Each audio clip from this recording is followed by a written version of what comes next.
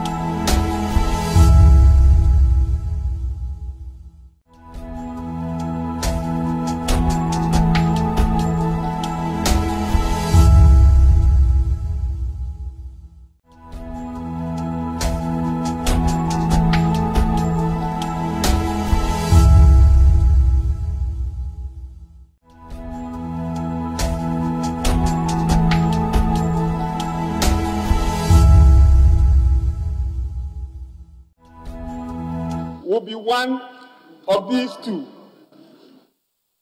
Either we approve this budget so that it becomes a foundation upon which this parliament can consider the individual request for revenue mobilization measures and individual resource allocation measures the government is seeking and has demonstrated in this budget.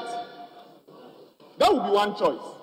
Mr. Speaker, we also have a choice to vote against this motion and reject the budget so that in respect of the 2022 budget statement, there will be nothing before us. That would mean the government will need to go back and begin a fresh process of preparing a new budget, bring it back to this House, let this House debate the budget, pass the estimate, pass the appropriation, all within 5 weeks. Mr. Speaker, even now that the budget has been presented to us, we are racing against time. And so, Mr. Speaker, those who have suggested that we have an option to reject this budget clearly are telling us what is out of place. And I urge this House to approve this budget and give this House the opportunity to consider the elements within the budget. If we didn't do that, and by the 1st of January 2022, there is no approved appropriation, public sector workers cannot be paid, government cannot honor its international obligations, and we would throw this country into chaos. Let those saying we should reject the budget repent of what they are thinking about. But, Mr. Speaker, this is not the only reason we should approve this budget. This budget is seeking boldly to deal with a chronic problem that has affected Ghana's economy for a long time. Mr. Speaker, I've gone into our budget statements beginning from 2006 when the current series for GDP began. I have taken the revenues we are able to mobilize as a country. I have taken the interest payments, not the payment of loans, the repayment of loans, but interest payment, the money, the interest we have to repay on the loans. I have taken them from 2006. Mr. Speaker, what I am looking to demonstrate to this House, what has been happening to the widening gap between our revenues and our expenditures. Because how much we are spending on interest payment is a direct reflection of how we are spending money that we do not have and how we are borrowing to finance that gap. Mr. Speaker, in 2006, for every 100 cedis that we collected as revenue, both tax and non-tax revenue, for every 100 cedis, we used 16 cedis to pay interest on our loans. That was in 2006. In 2007, thanks to the HAPIC initiative, it dropped to 12 cedis. So for every 100 cedis we collected as revenue in 2007, we used 12 cedis to pay the interest on the monies we had borrowed. Mr. Speaker, in 2008, under the NPP administration, after we had exited HAPIC, you see clearly that the debt was beginning to rise again, right under the NPP administration. So in 2008, for every 100 cedis we collected, Mr. Speaker, we used 14 cedis. We had climbed up from 12 cedis, 14 cedis to pay the interest on the monies we had borrowed.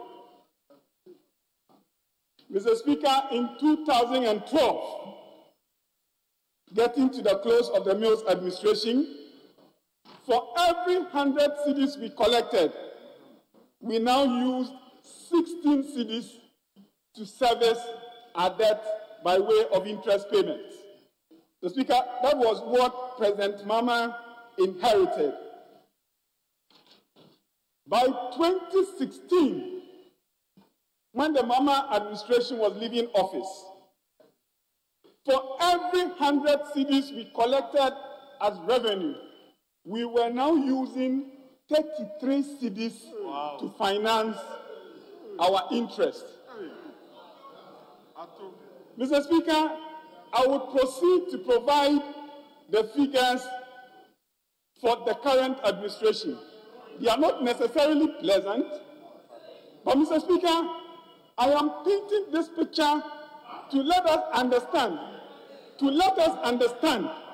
the problem this budget is seeking to deal with and why the interventions under this budget would have to be supported. Mr. Speaker, it is not as though, I'll provide the figures shortly. Mr. Speaker, it is not as though we have not averted our minds to this. In early 2013, President Mahama came to this House, Mr. Speaker, and told us that the meat was now down to the bone. So we knew. In 2015, I prefer to believe, Mr. Speaker, that President Mahama did his best. But, Mr. Speaker, what his best produced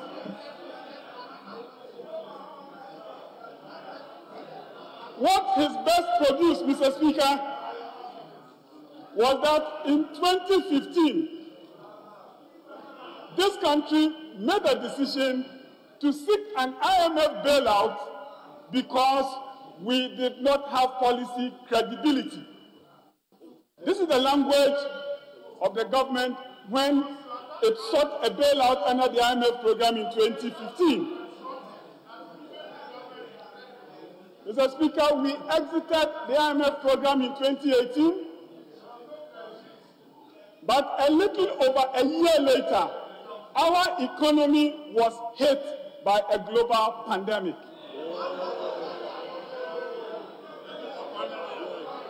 Mr. Speaker, I have had the occasion to remind us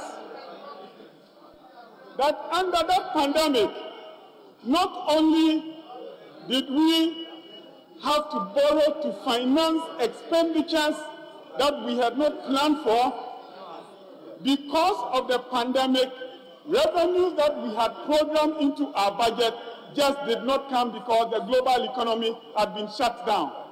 Mr. Speaker, every country was badly hit by that, and so was Ghana. So that, as we can all clearly see, our debt to GDP ratio, Mr. Speaker, has risen. And that takes us to what we are using to service our debt in 2020 and in 2021. Mr. Speaker, in 2020, for every 100 cedis we collected as revenue, we now use 45 cedis to service our loans and to pay interest on the monies we have borrowed.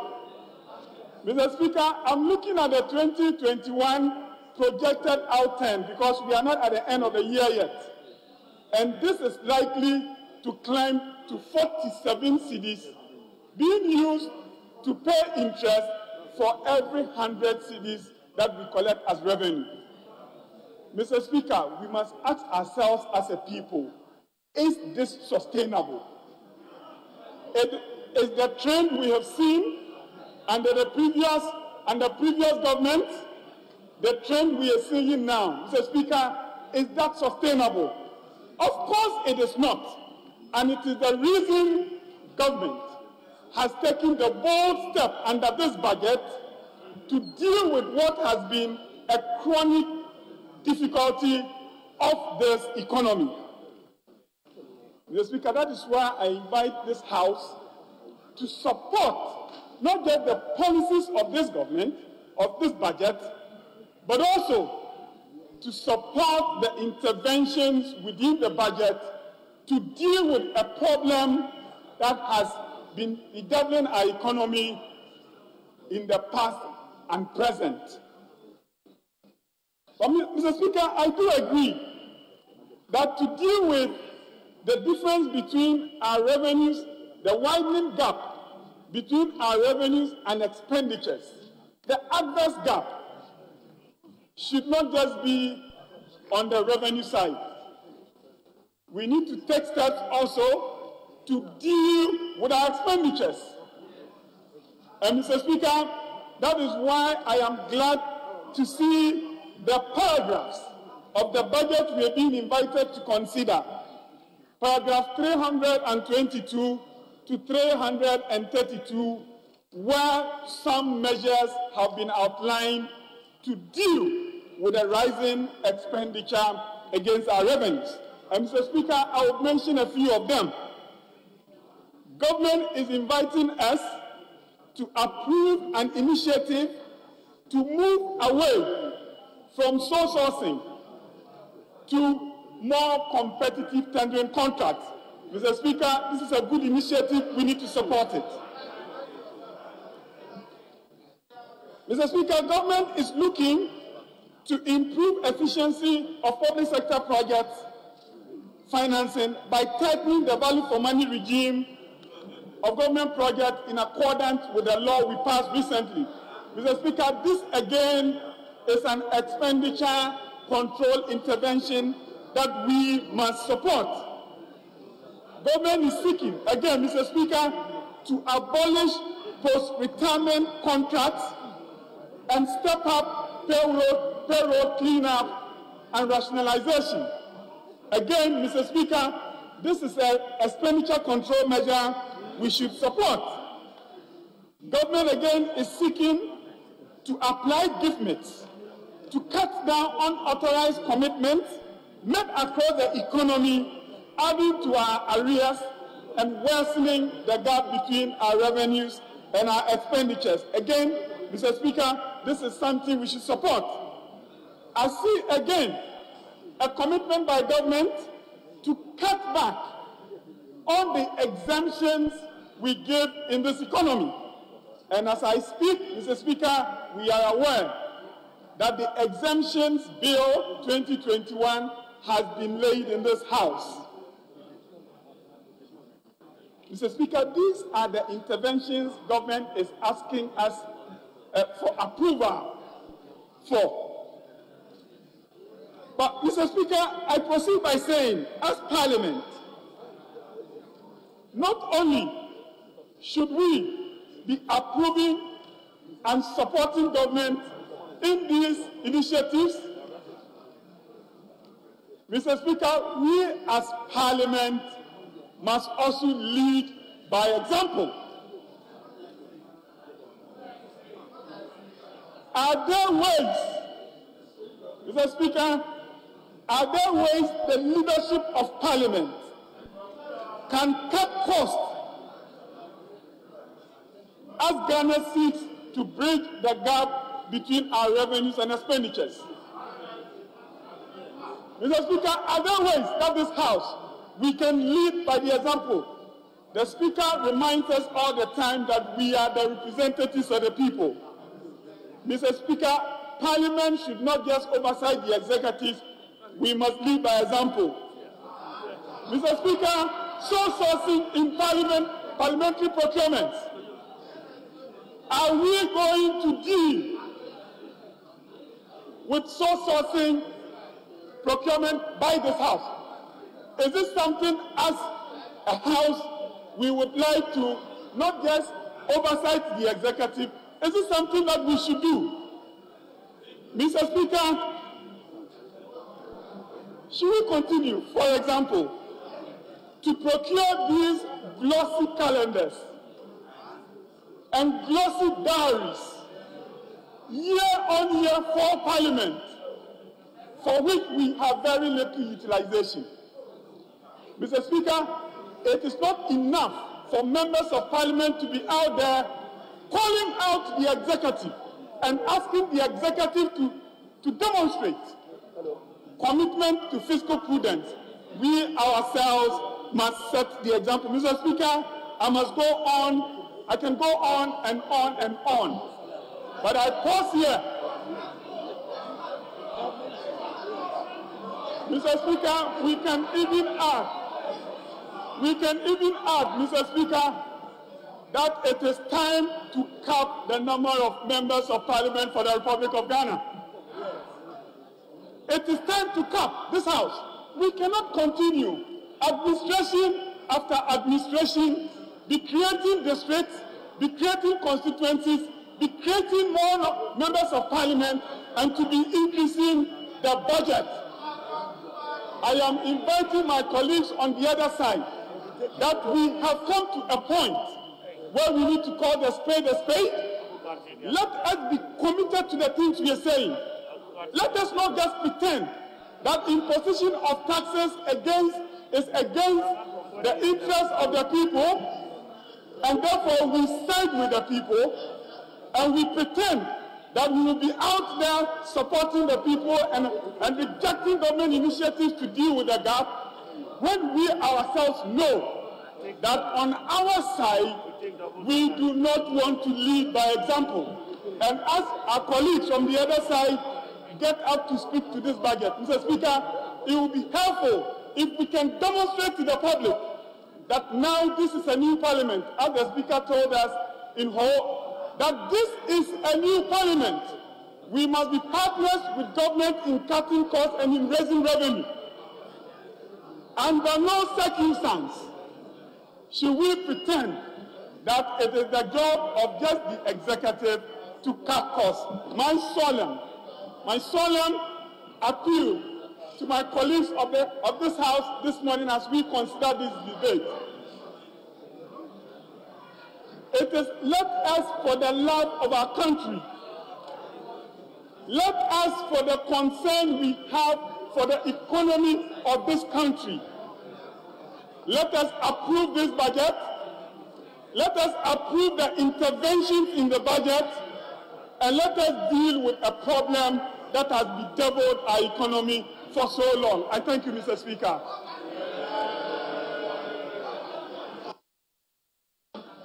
Yes, Honorable Atufos.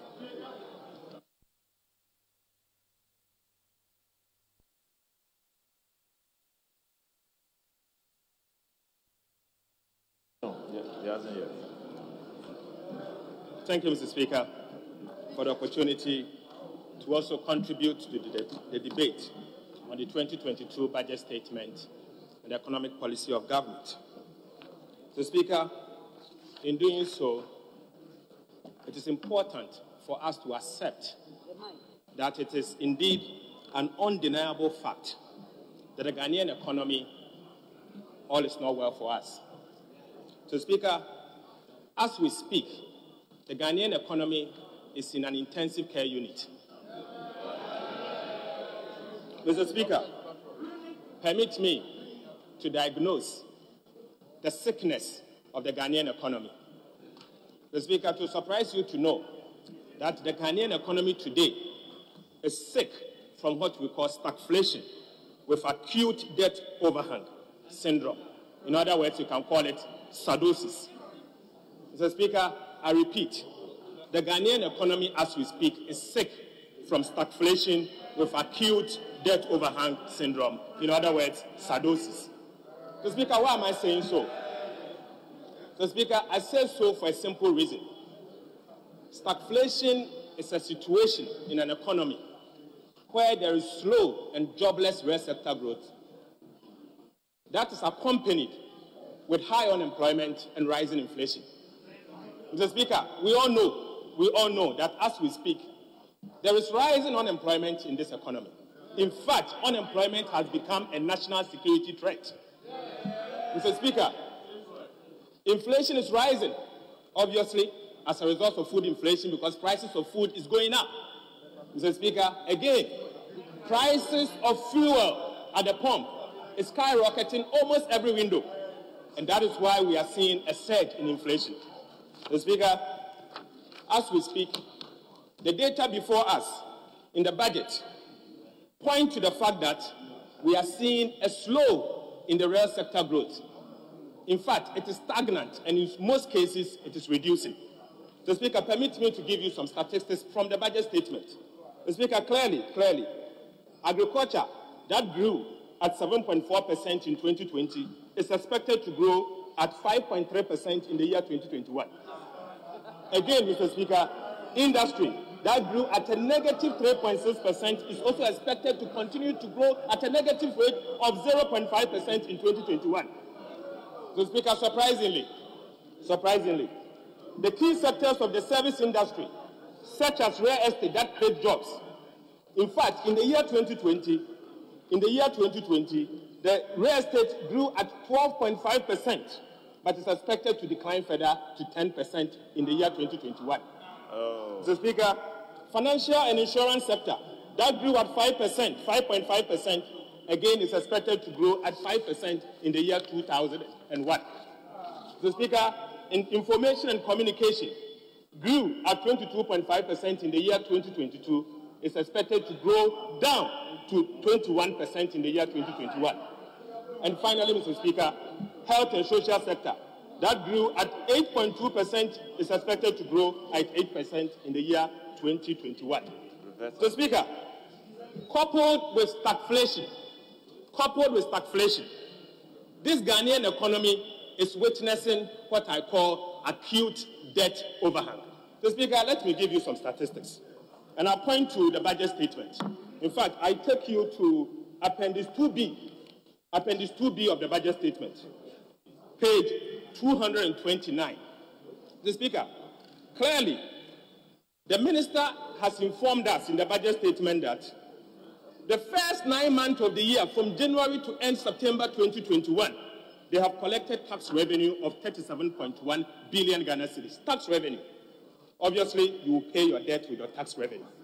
Mr. Speaker, in the same budget statement, the next page, page 230, expenditure under Appendix 2B, the government informed us that in the same period, from January to end September 2021, they spent 25.3 billion Ghana cedis to pay interest only. Interest. Mr. Speaker, again, I refer you to Appendix 2C. The government is informing us that they spent 9 billion Ghana cedis for the purposes of amortization, which means you are paying down your debt. To put the two together, we spend an amount of 34.4 billion Ghana cedis of the 37 billion tax revenue to service interest alone, debt servicing. The Speaker, in simple put, we actually spent 93% of our tax revenue to service our interest. This is certainly a case of an acute debt overhang. Mr. Speaker, let me also point to the fact that this government inherited a debt of about 120 billion Ghana cedis. Today, our minister responsible for finance had said to all of us that the debt as of September 2021 has become 341.8 billion Ghana cedis. Mr. Speaker, in fact,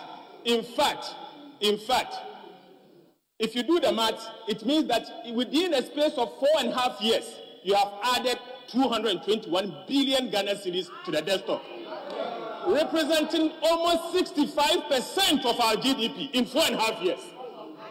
Mr. Speaker, that is why I repeat that this economy is sick from sardosis. It's self-inflicted. The sardosis is self-inflicted. We are witnessing stagflation. We are witnessing acute public debt overhang. So, Speaker, that is the situation we find ourselves, unfortunately. But let me take you to what is happening. So, Speaker, this sardosis calls for an important decision. As a country, we have to make choices. In fact, a very difficult choices. A choice to fix this sardosis at home, or probably go to the hospital to fix this sardosis. But, Mr. Speaker, for me, what matters and what is most critical is taking the right prescription with the right dosage. Mr. Speaker, I will take you through as to whether this government is taking the right prescription in solving our problems. Mr. Speaker, I beg to say that the budget that has been presented to you, to us, is clearly very unrealistic, unacceptable, in fact, incredible. Mr. Speaker, I will take you to, in fact, Appendix 3B of the budget statement. Mr. Speaker, even before I take you to Appendix 3B, let me first of all take you to Appendix 2B. Again, Appendix 2B. Mr. Speaker, Appendix 2B, you will notice that, again, our Minister of Finance has informed all of us that the public debt, the tax revenue, as at 30th September 2021 is 37.1 billion. This simply means that almost every quarter, in the last 3 quarters, on average per quarter, we raise about 12.3 billion Ghana cedis per quarter in tax revenue.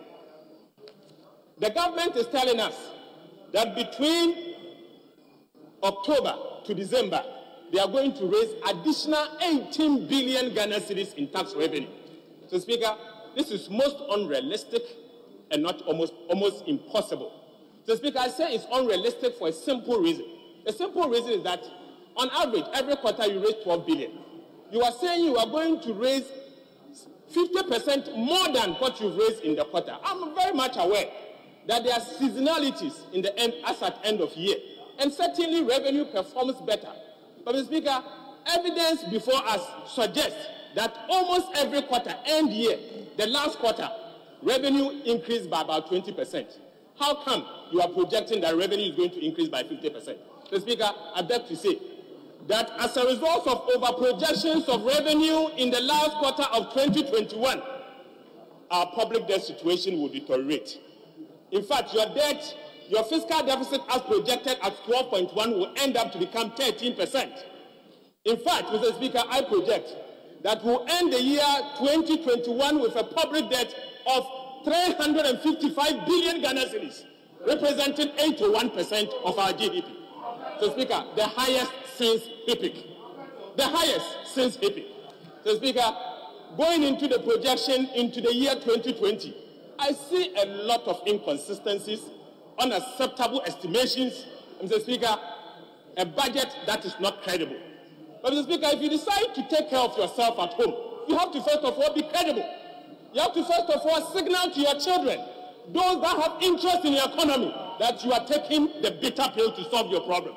I'm sad to say that this government has created a lot of inconsistencies, a lot of budget credibility for the Republic of Ghana. Mr. Speaker, I tell you, for a simple reason, page 229, page 229, Mr. Speaker, page 229, no, Mr. Speaker, page 233, Appendix 3B, you will notice that the tax revenue for the year 2021, this government has said to us that the tax revenue is going to be 80 billion. Granted that they are able to achieve the 55 billion, even though I have my serious doubt about it. Mr. Speaker, 80 billion. This means that within 1 year, you are projecting to increase the tax revenue by 45% over the old. 45%. Mr. Speaker, this is the first time I've seen a budget statement that is projecting a tax revenue more than 45% over the base. 45%. In fact, since I became a Ghanaian, I've never seen anything like this. 45%. In nominal terms, this government is seeking to raise 25 billion Ghana cedis additional tax revenue. But so I was curious, and I wanted to be sure for me to be able to find out where this tax revenue is coming from. So, Speaker, I've done some numbers, and I will give you some information. This budget introduced about 3 major measures, tax policies, measures. So, Speaker, one, they are saying they are going to raise 7 billion, in fact, 6.9. I'm generous, so I'm making it 7 billion. From electronic transaction tax, 7 billion. Again, they are saying they are going to introduce what we call the benchmark values. So, Speaker, according to GRA, they are going to raise 700 million. But let me be generous and give them 1 billion. So, Speaker, again, as generous as I am, I'm a Father Christmas. I'm going to assume that you are going to have growth of about 7%. So, Speaker, all this put together will give you 12.5 billion. So, Speaker, let's assume that they've announced compliance measures. We all know that compliance is not costed in any budget. But let me cost it for them and give them about 2.5 billion Ghana cedis. So, Speaker, I'm sorry to say that the estimations in the budget statement, what is before us, our tax revenue has been over-projected by 10 billion Ghana cedis, representing 2% of our GDP. 2% of our GDP. Where is your credibility, Honorable Minister? Honorable members, where is the credibility of this government? Where is the credibility of this government? This budget is the most inconsistent, wrongly estimated budget I've ever seen since I became Ghanaian. In fact, since Kwame Nkrumah went to Guinea. Mr. Speaker, I am sad. I'm sad for a simple reason that this government is actually increasing the sickness of this country. Currently, our sickness, we are sick from sardosis. Today, as a result of your wrong projections, if care is not taken, Ghana is going to be sick with sardosis too. And that will mean that we are going to move from intensive care unit to high intensive care unit in the emergency room. The situation is appalling and it should not be accepted. So, Speaker, now permit me to evaluate the infamous electronic transaction tax.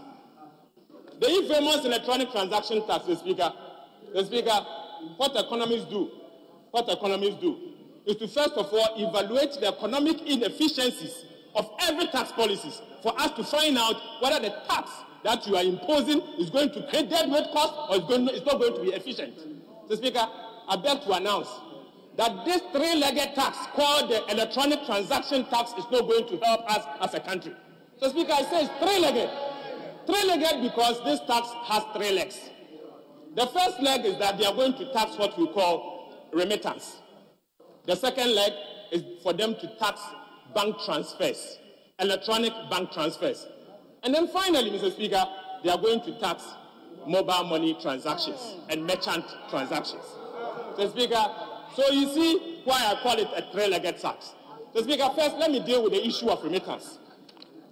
I have with me the external sector development cumulative number from the Bank of Ghana. In fact, this was just published when they recently held the MPC report. The MPC meeting, the Monetary Policy Committee meeting. So, Speaker, the evidence before us is that remittances represent 2.5% of our GDP. In dollar terms, 3.6 billion Ghana cedis in remittances. So, Speaker, we all know what remittances does to all of us, our economy. In fact, the central bank rely on it to show our currency. Remittances is what actually sustains the Ghanaian economy. So, Speaker, our brothers and sisters in the diaspora sends money in. 1 minute. Sends money in.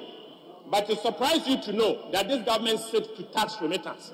So, Speaker, my worry is that if care is not taken, the money that goes through the normal banking sector, to the extent that it supports our banks, is not going to come. So, Speaker, again, the mobile money tax is the most regressive tax I've ever witnessed in my life. Regressive in the sense that it's not going to support the ordinary Ghanaian. So, Speaker, I know. For the record, I'm 43 years. So, Speaker, let everyone be aware that the regressive tax is not going to help us. So, Speaker, I'm concluding. Oh, no, you have 20 minutes. Sorry, 20 minutes. You have 5 minutes more. So, Speaker, I still have 5 minutes. Go on. Thank you, Mr. Speaker, for giving me additional 5 minutes, because that is what I deserve. Mr. Speaker, as I said, the remittances is not taxable and should not be taxable, because remittances is not only our brothers and sisters coming from diaspora that is remitting money into the economy. In fact, investors remit money to grow their businesses. So what you are seeking to do, you are preventing Ghana from receiving foreign direct investment. This is most economic inefficient tax policy I have seen. Mr. Speaker, bank transfers. I am not aware of any country in this world that taxes the amount you are transferring. So now you are telling me that if I decide to pay my children's school fees through the banking system online, you are telling me that you are going to tax that amount that I'm sending.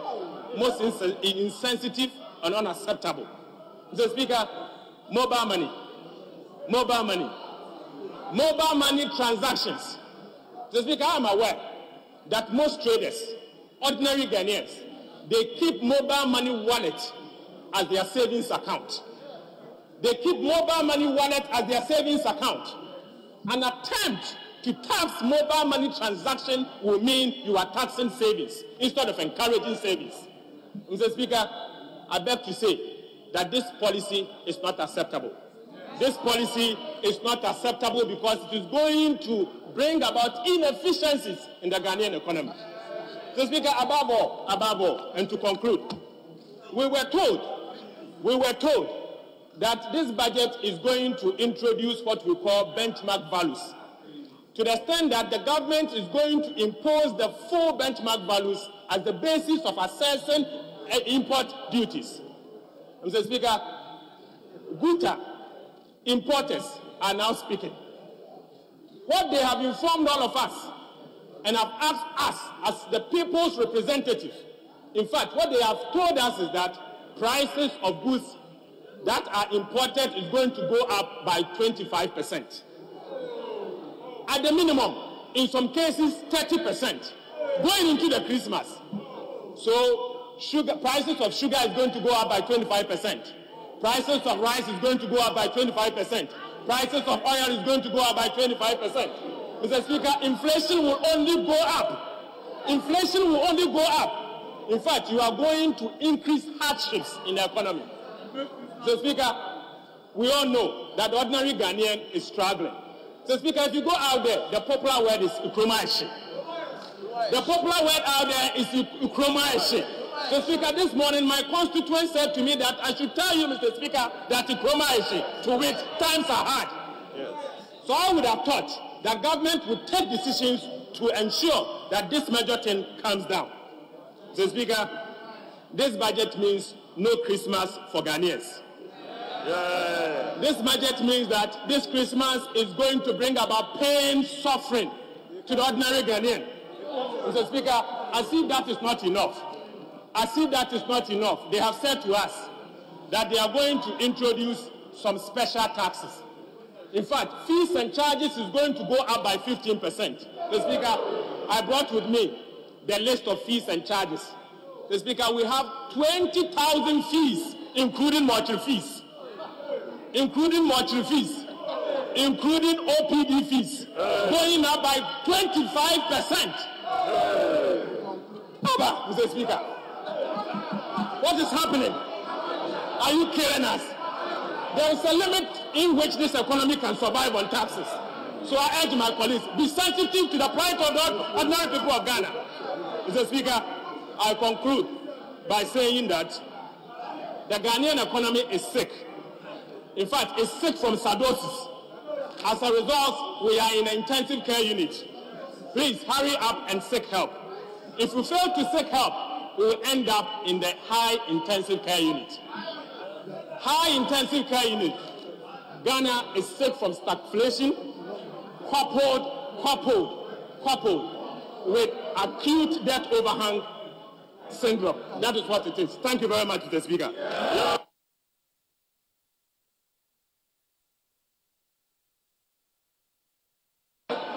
Honourable members. Honourable members. Honourable members, order.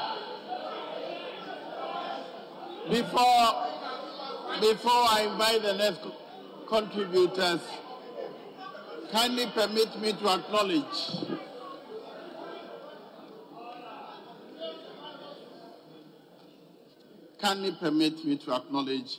the delegation from Hungary. Honourable members, I'm pleased to inform you that the Deputy Speaker of the Oxagulis, the Parliament of Hungary, Honourable István Jakab, is here with an 8-member delegation as part of a 5-day working visit to Ghana. Besides being a politician, Honourable Jakab is an agronomist and the leader of Maxos, an advocacy organization of the Hungarian agrarian workers. His visit to Ghana was inspired by a meeting with our first Deputy Speaker during the 5th Conference of Speakers of Parliament in Vienna, Austria, earlier this year. This visit will deepen the relations between our parliaments and strengthen the bilateral ties with Ghana and Hungary, especially in the field of agriculture. The delegation is made up of Honourable István Jakab,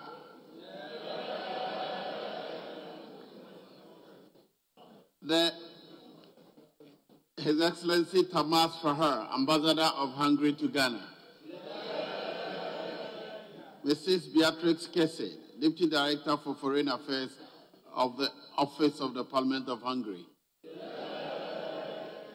Bella Ubanyi, the Campus Director, Hungarian University of Agriculture and Life Sciences, David Bekese, Deputy Head of Mission, Mr. Lazio Bihari, CEO of Euroved, Strategic Vice President of the African Knowledge Center of Hungary, Mr. Zoltan Saringa, Hungarian English interpreter, Ari Tamás, Economic Counselor, Yuri Attila, the Senior Agriculture Advisor to Euroved. On behalf of Mr. Speaker and on behalf of all of you, I welcome you to Ghana and to the Parliament of Ghana. Thank you. Now I'll call on Honourable Oppong Nkrumah to now make his contribution.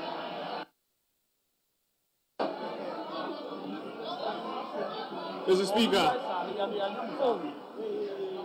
I thank you for the opportunity to contribute to this debate this afternoon. Mr. Speaker, we've just spent the last 20 minutes listening to my very good friend, the Member of Parliament for Jumaku Inyani CM, whose conclusion is that this economy is sick, is in a state of psychosis and that the measures being introduced by the administration are insensitive. Right, Honorable Speaker, the people of Ghana are looking up to us this afternoon that at a time that the entire world is coming out of an economic crisis, her leaders, her members of parliament will find common ground to agree on solutions to the economic challenges that the world is going through and Ghana is going through as well. And I want to call on our colleagues on the other side that this debate be characterized by that common national agenda ahead of us.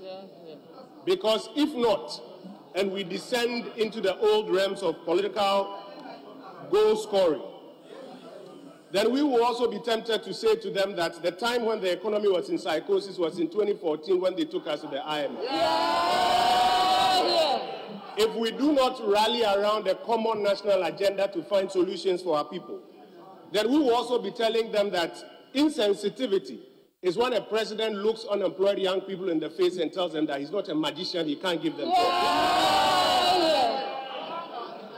Mr. Speaker, we don't want to go that way today.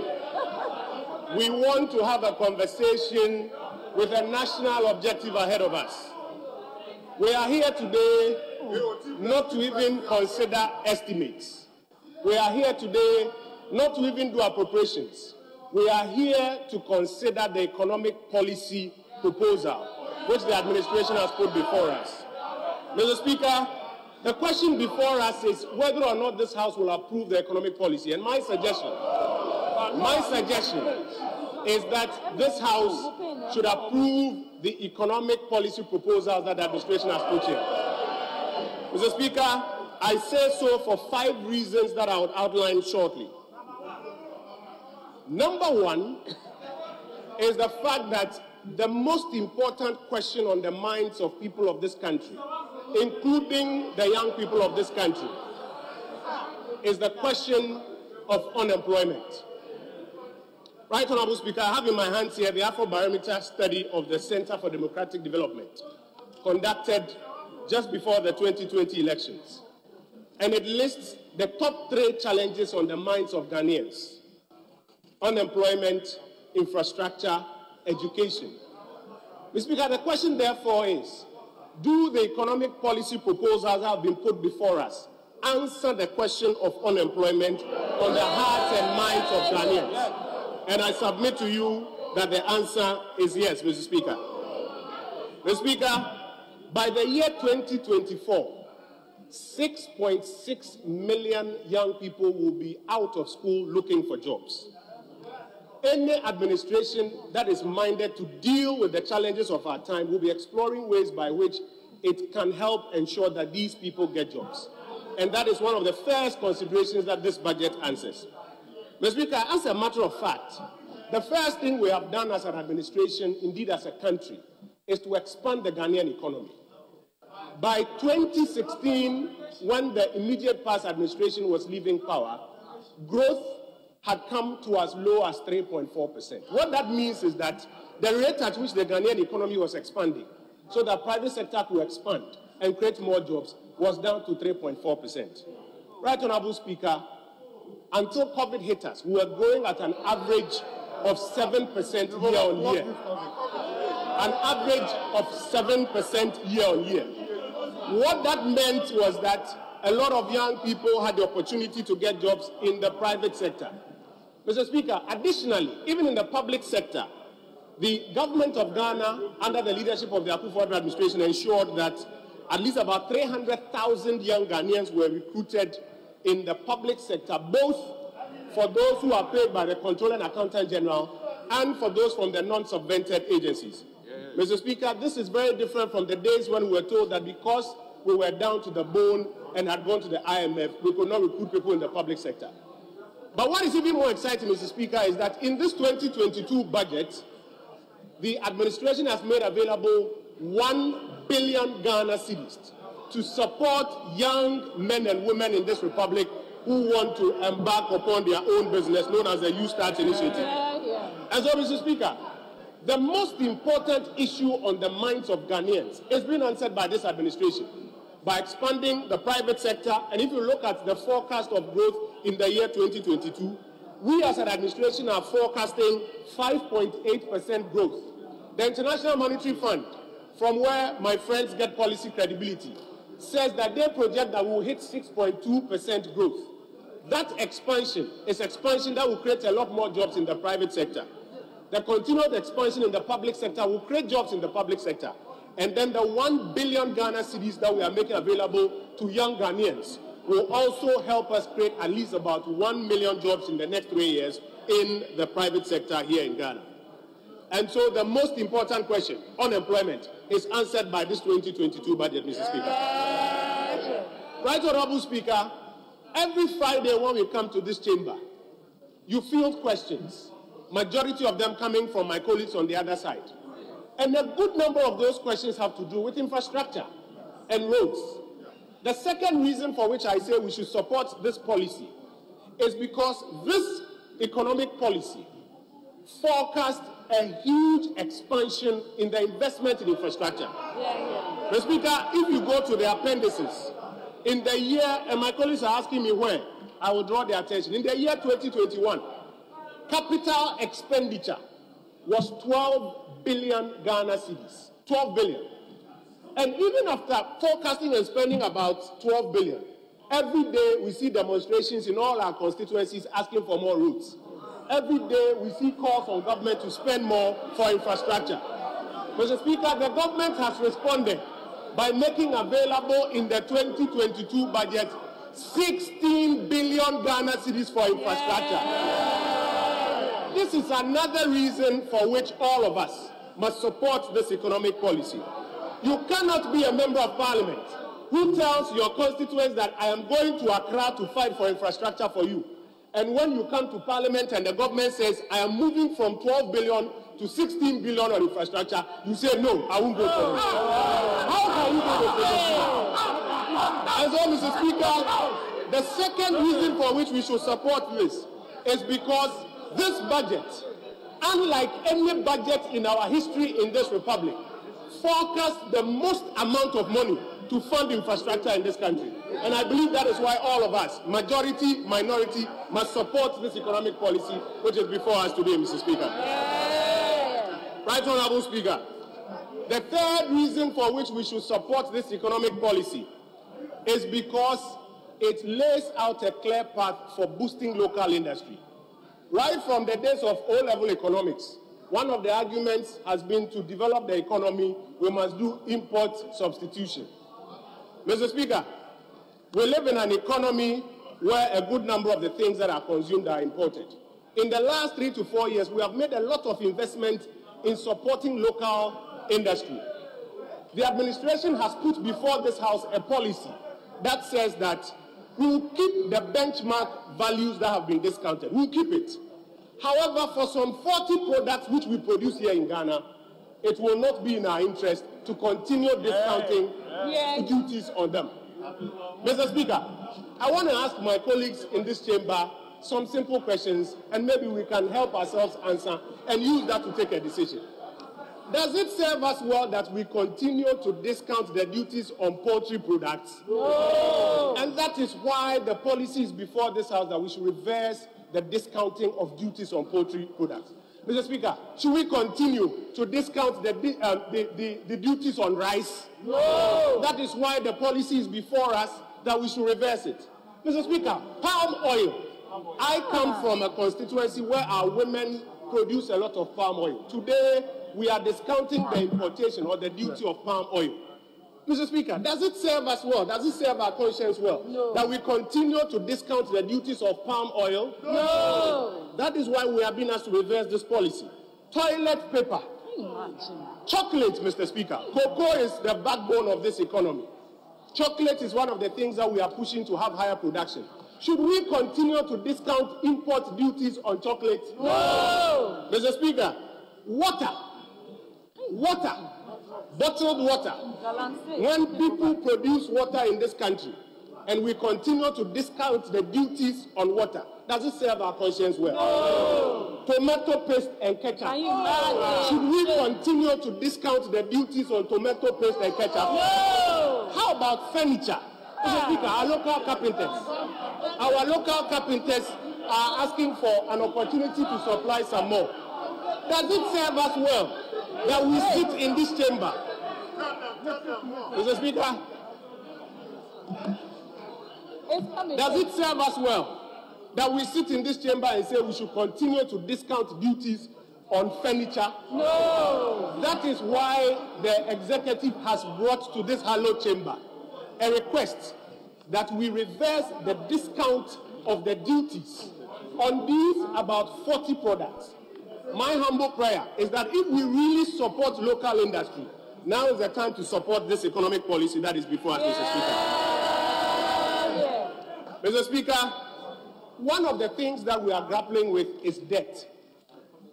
The chairman of the Finance Committee gave us a trajectory of our debt management over the years. Mr. Speaker, I heard my colleague, the Honorable Ato Forsen, seek to use the CD-denominated debt as a standard for analysis. I always say to him that the CD-denominated debt will mislead you, because if your debt is $100 million at an exchange rate of $1 to 1 CD, like President Kufuor left us, the first day your CD-denominated debt is 100 million cedis. Mr. Speaker, if the exchange rate slips to 1.5, the next day it is 150 million cedis. Does it mean you've borrowed more? No! And so this CD-denominated debt analysis will mislead you. Mr. Speaker, the most important thing to examine are the debt sustainability indicators. And those debt sustainability indicators, Mr. Speaker, the most important one year to year that we must watch is the deficit. Right, Honorable Speaker, it was in this hallowed chamber that we all agreed that never again should an administration, without cause and without prior approval, go beyond 5% deficit. And in the first set of years of this administration, we demonstrated fulfillment to that. Yeah. Because of COVID, we went up to 11.7%. Mr. Speaker, if you read this budget, it is clear that we are bringing the fiscal deficit down to 7.9 in this 2022 year. We take it down to about 6 and bring it down to the fiscal responsibility limit of 5% of GDP. Mr. Speaker, that is the clearest evidence that this administration is committed to reducing the debt burden on this country. That is a policy that I believe this House must support. We cannot in one breath say we want to see a reduction in our debt burden. Yet when we put before you a policy proposal that let us reduce the deficit from 11 to 7.9, you say no, I won't support it. How can that be? So, Mr. Speaker, we must all support this economic policy proposal that says that we want to reduce the deficit from 11 to 7, from 7 to 6, and 6 to 5 eventually during the lifetime of this administration. Mr. Speaker, my very final point is that this economic policy before us also proposes a common platform for mobilization of property rates. Mr. Speaker, if you did an audit of how many of us as members of parliament pay property rates and pay what we should really be paying, you may be surprised, Mr. Speaker. We know that property rates are not being collected in the right measure across our country. That is why this economic policy before us outlines a measure by which the central government will collect property rates and use the same property rate to develop our country. If we know that this is the problem and a solution has been put before us, I believe what we need to do, Mr. Speaker, is for all of us to support this economic policy before us so that we can mobilize property rates, not an increase in the rates, not a new tax, but those property rates for this purpose. Mr. Speaker, additionally, talking of revenue, this administration has proposed a more efficient and equitable way of raising revenue, that is the e-levy. Mr. Speaker, we say the system is working elsewhere. We want to see development in our country like elsewhere. But tax to GDP, Mr. Speaker, is only 12%. And we ourselves say that the informal sector is not paying much. We need to raise more revenue in an equitable manner, but protect the poor. That is why we have ensured that the first 100 Ghana cedis, which means 2,000 cedis a month, is not taxed. But subsequently, those who can afford are taxed. Mr. Speaker, as I round up, I want to call on every single one of the 275 members of this House. These are economic policy prescriptions that we must all support. We must support them because they are the answers to the questions on our mind. I thank you, Mr. Speaker, for the opportunity.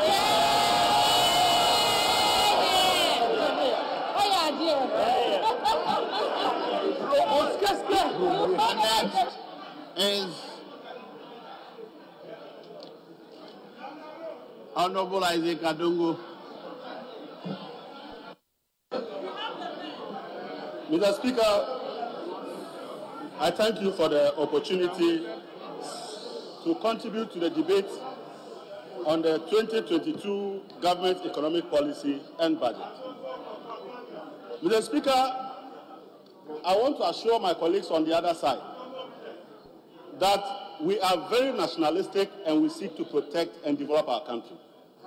But we will not do so at the expense of the comfort and the well-being of our citizens. And that when you come here with budget proposals that seek to break the back of Ghanaians, we must stop you. When you arrive with an intention to impose a tax that will kill our people, we must kill the tax before it kills us. Mr. Speaker, my honorable colleague just said that they have achieved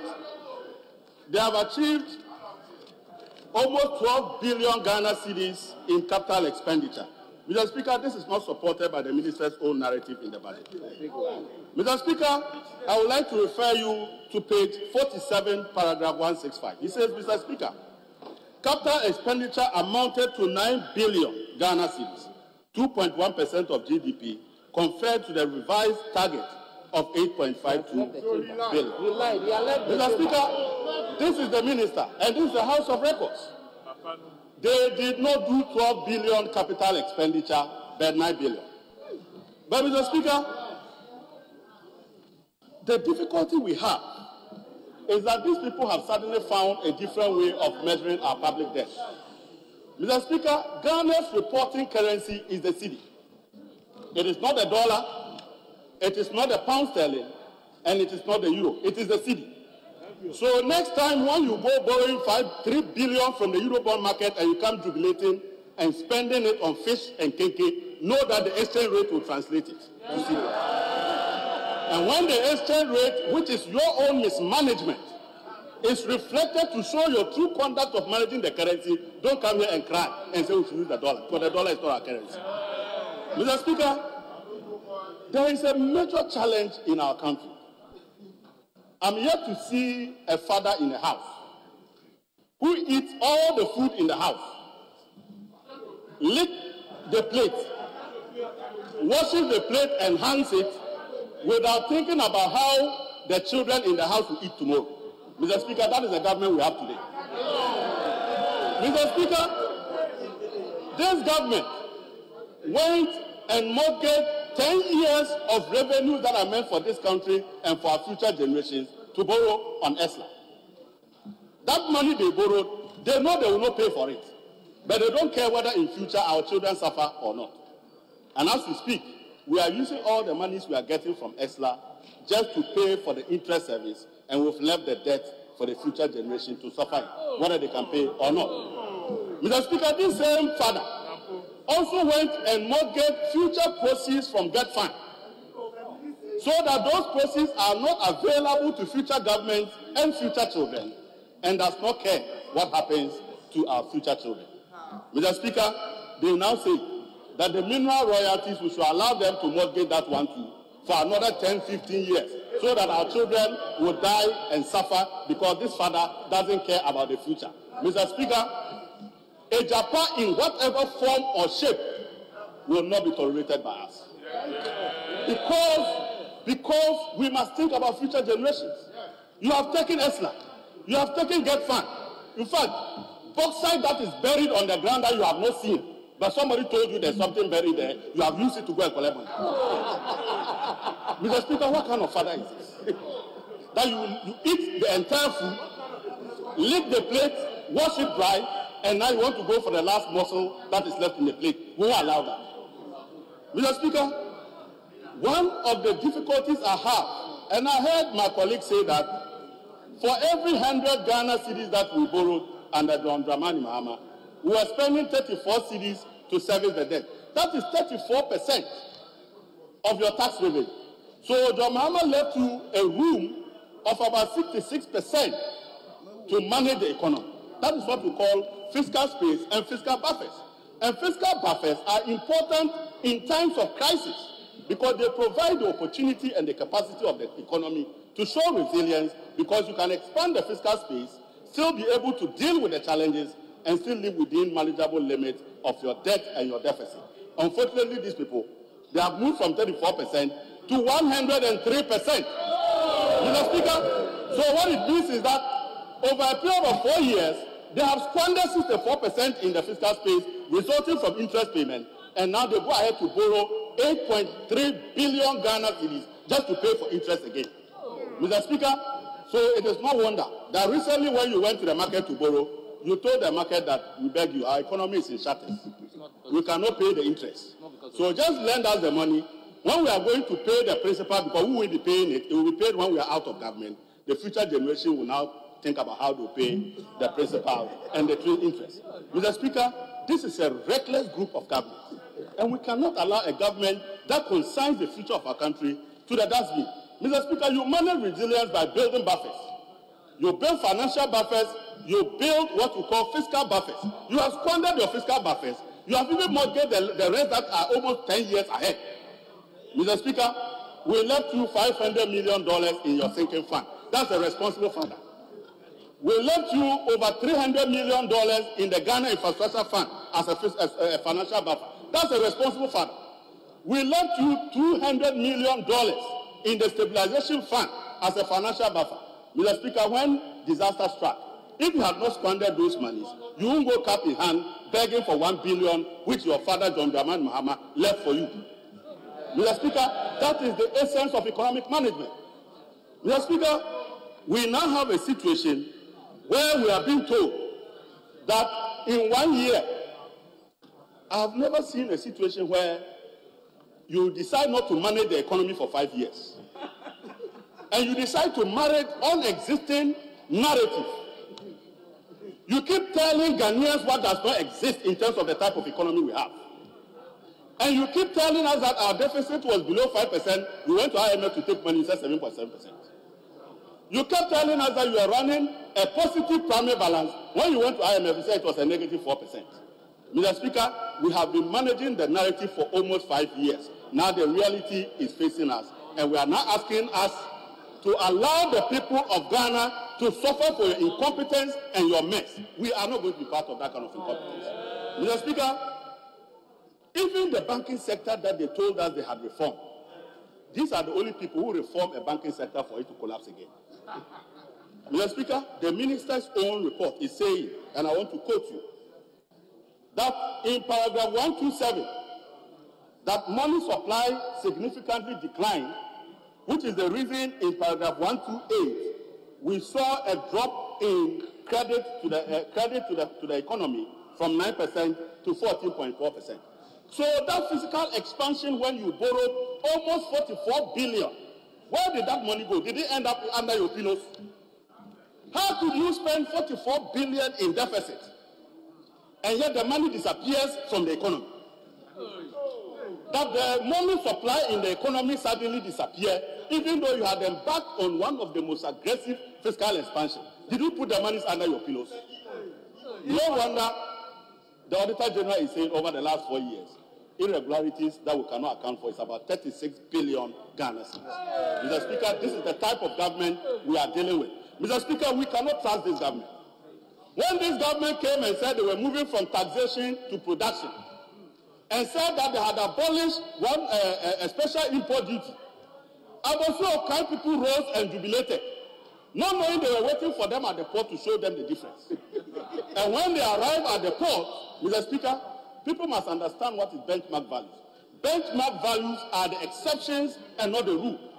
So what you do is that when the commissioner is suspicious that a particular invoice has been under invoice, then he has the mandate to use his own valuation to determine the appropriate rate.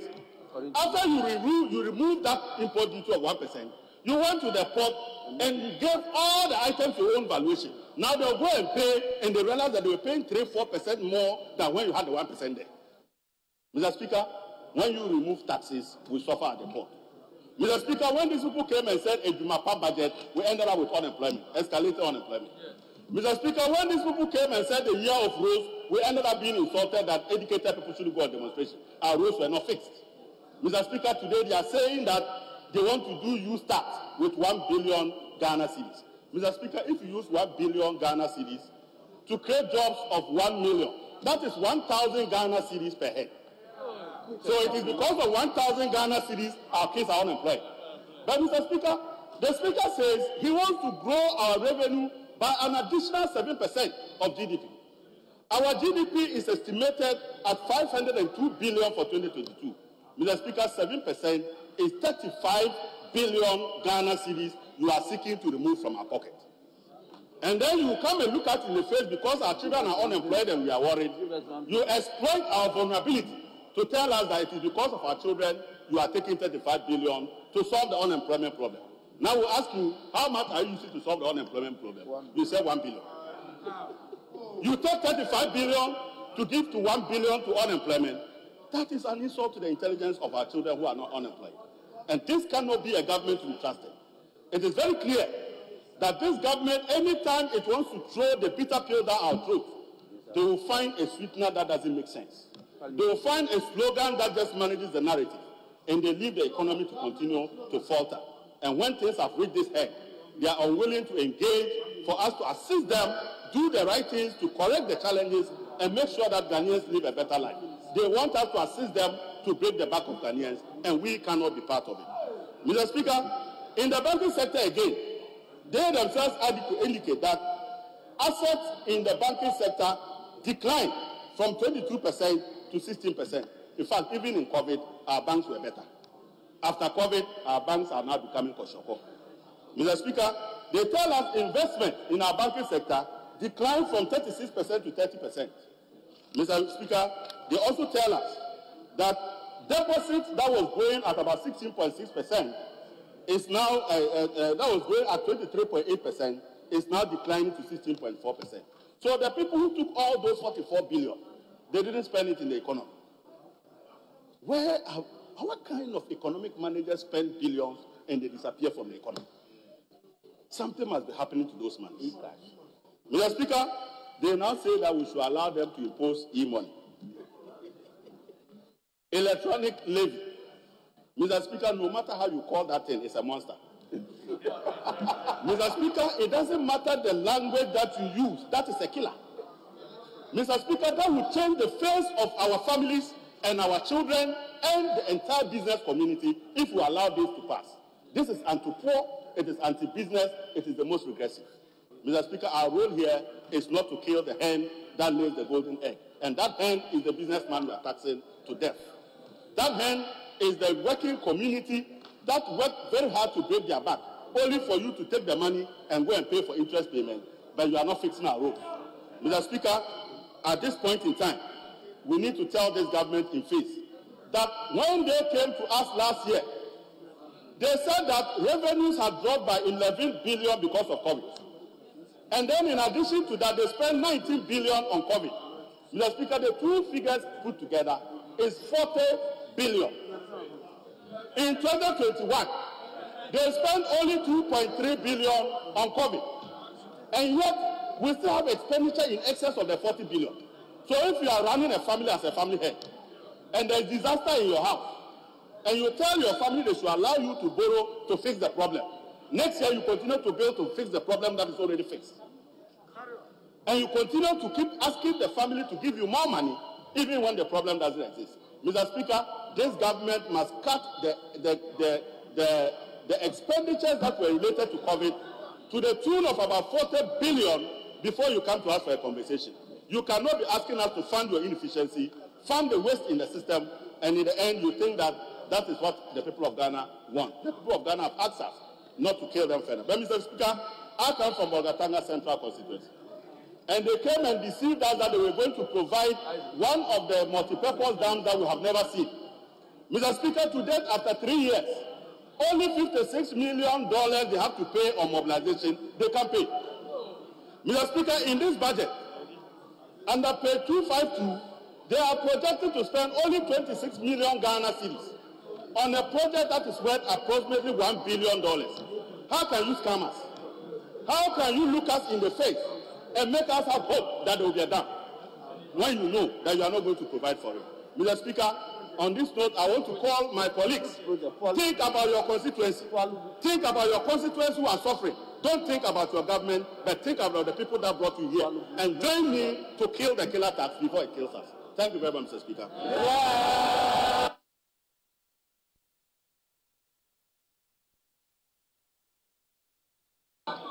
Honourable members, we go to environment. Honourable Emmanuel Mafu, Dr. Emmanuel Mafu.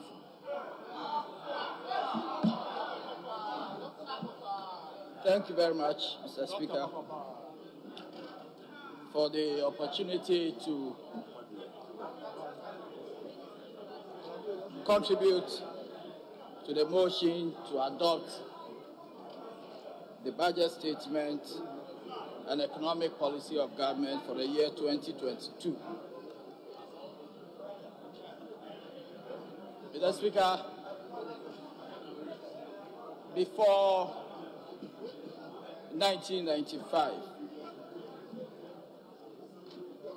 our understanding of development was that of economic growth. And so all the development efforts, budget statements, and economic policies of government were geared towards making sure that the economy grows using the indicators of GDP and so on. The Speaker, post-1995, the world agreed that the true meaning of development must be construed in a way that we must pursue economic development in a way that is socially acceptable and environmentally sustainable. And that is how come we came to the Millennium Development Goals, and subsequently we came to the Sustainable Development Goals. And indeed, if you look at the Sustainable Development Goals, Mr. Speaker, you realize that at least 9 of them speak to the issues of environmental sustainability. And therefore, there cannot be any serious budget of any government that does not speak to the issues of how we protect our environment, safeguard our environment, and make sure that we are building a resilient environment.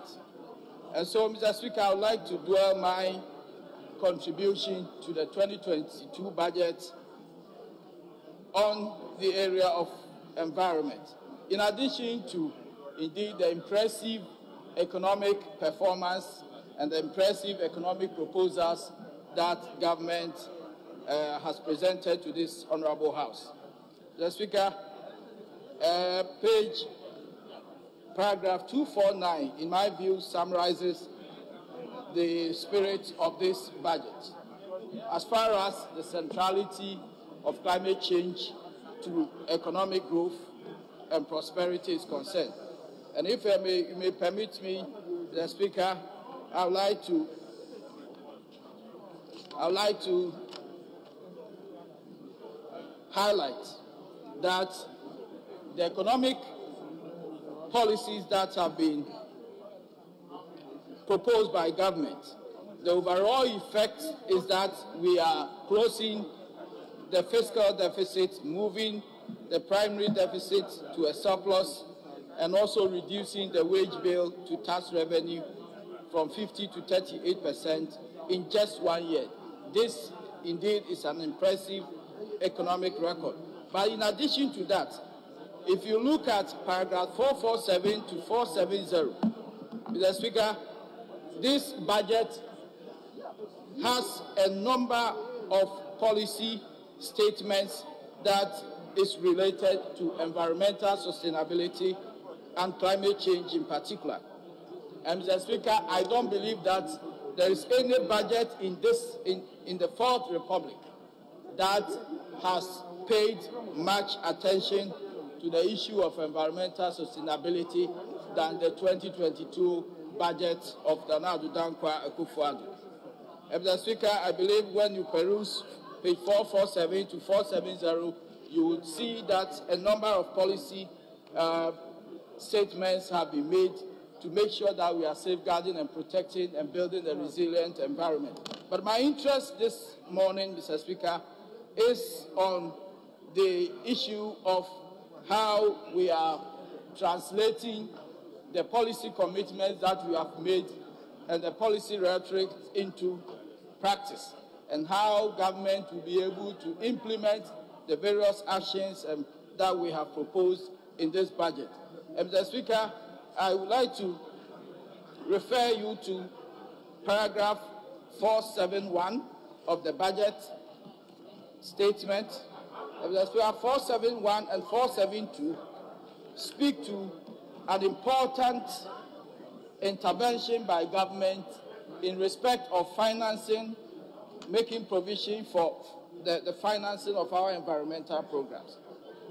Mr. Speaker, there is a climate public expenditure institutional review, and this review was conducted by a joint team of UNDP ODA using public expenditure review methodology, which is a rigorous methodology that is used to investigate public financing of particular programs. And in this case, we are talking about how government has financed environment for the past 5 years. And Mr. Speaker, the interesting data is provided in paragraph 472 that we may have to avert our mind to. And it says, Mr. Speaker, if I may read, that, Mr. Speaker, the study indicated that over the last 5 years, that is between 2015 to 2020, Ghana has spent 14.5 billion on various climate change interventions. And this, Mr. Speaker, constitutes almost 4% of total expenditure. A more interesting aspect of this data is that the lead institution, agencies, and ministries, i.e., the Ministry of Environment, Science, Technology and Innovation, Sanitation and Water Resources, Fisheries and Aquaculture, Lands and Natural Resources, Gender, have committed more than 30% of their total expenditure to climate change. And Mr. Speaker, this data gives us hope that the policy response that have been provided in this budget will receive or can receive financing from this government. It shows that this government is serious about the environment, and that even though we are required to look for some 57 billion cedis to implement our nationally determined contributions within the period of 2020 to 2030, the provision in 472 gives us the indication that indeed government has made a substantial commitment, and that the requirement of 5.7 billion per year to finance our environment program is something that is already, in my view, within reach. And Mr. Speaker, particularly if you look at paragraph 457 and 465, 466, already this budget statement points to some proposals to tap into the Green Climate Fund and also to use the mechanism of carbon markets to be able to leverage additional funding to finance Ghana's climate response program.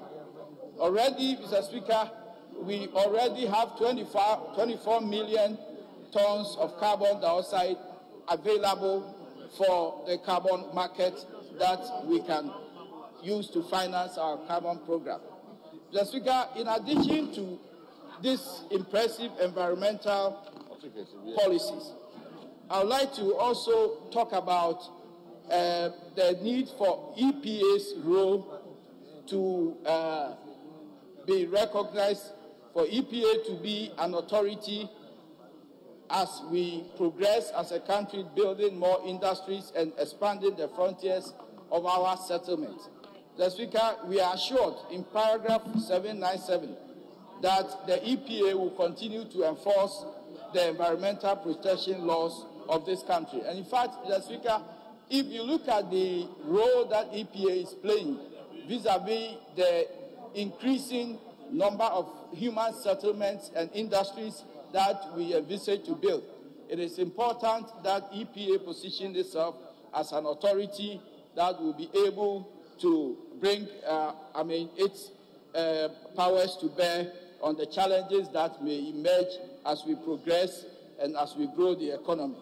Mr. Speaker, another impressive policy that I'd like to talk about is captured in paragraph 794, where we are talking about the progress that Ghana is making as far as our ambition towards nuclear power and nuclear energy is concerned.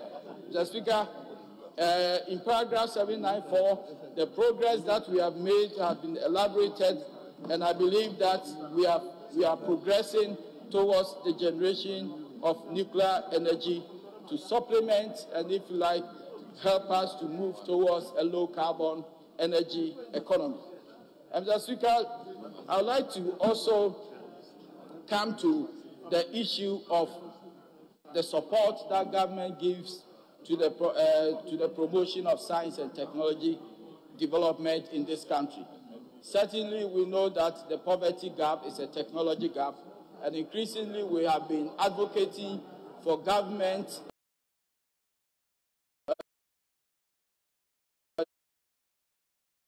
and successive governments to pay attention to the development of science and technology. And Mr. Speaker, if you look at the provisions in paragraph 792, two interesting issues are captured that are of relevance to mention, even as we are talking about environmental sustainability and the development of scientific innovation. Mr. Speaker, the first one is the progress that we have made in assisting the CSIR to develop water quality index, which is a clear indication that we are committed to developing technologies to deal with our local problems.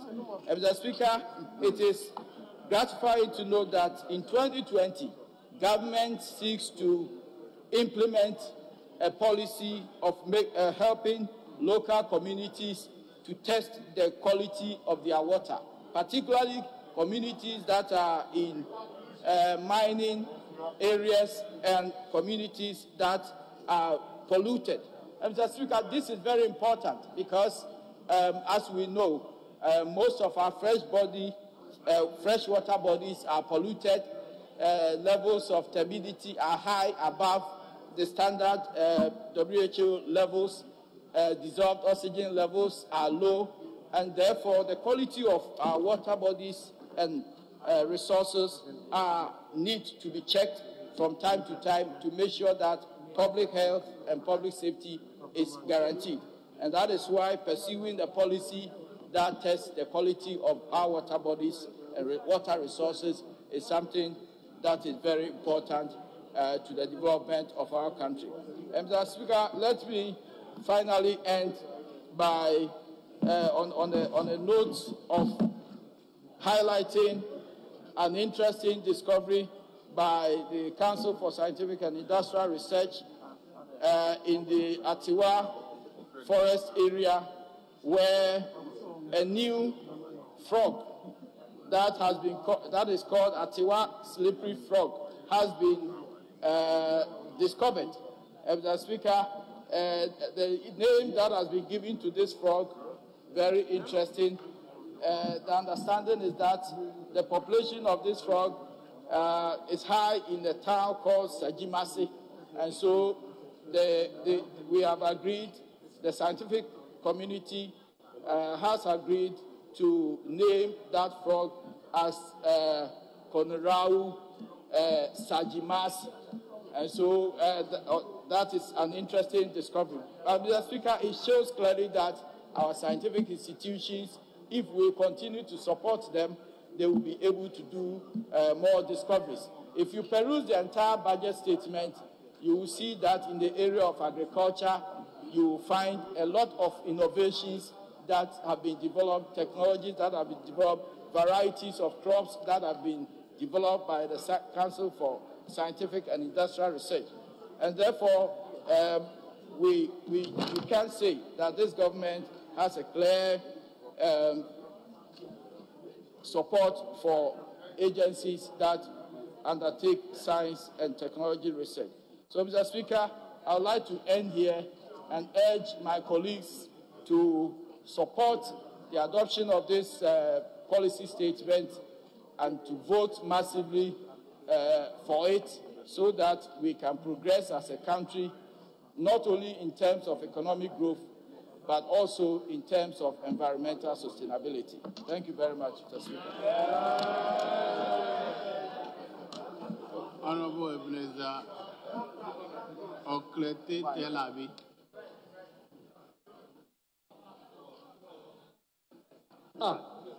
Thank you, Mr. Speaker, for the opportunity to contribute. No, draw his attention. You mentioned. Other members, the things are organized under finance, employment, environment. So I call environment, I call environment. That's Honorable Telabi, please.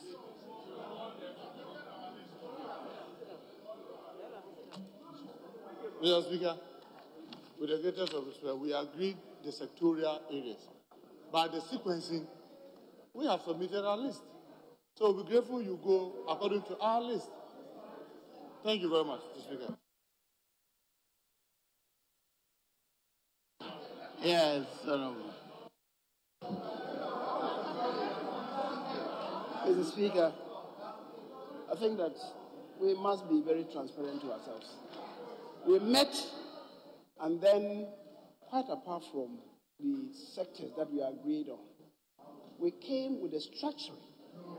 Yes, please, yes.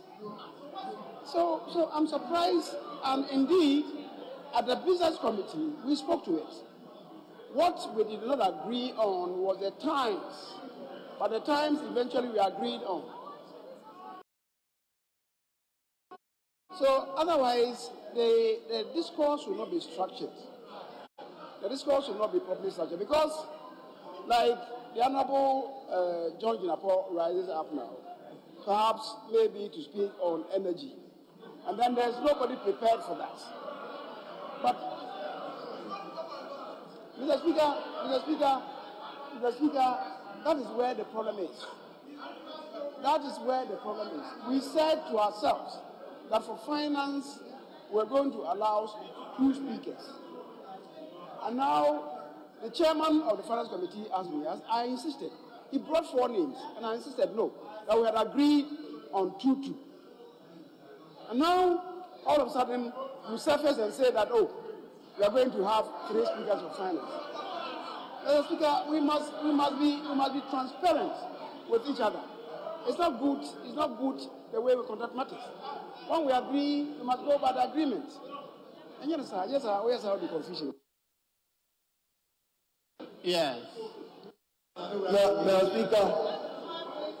Speaker, the leader of government business is talking about transparency.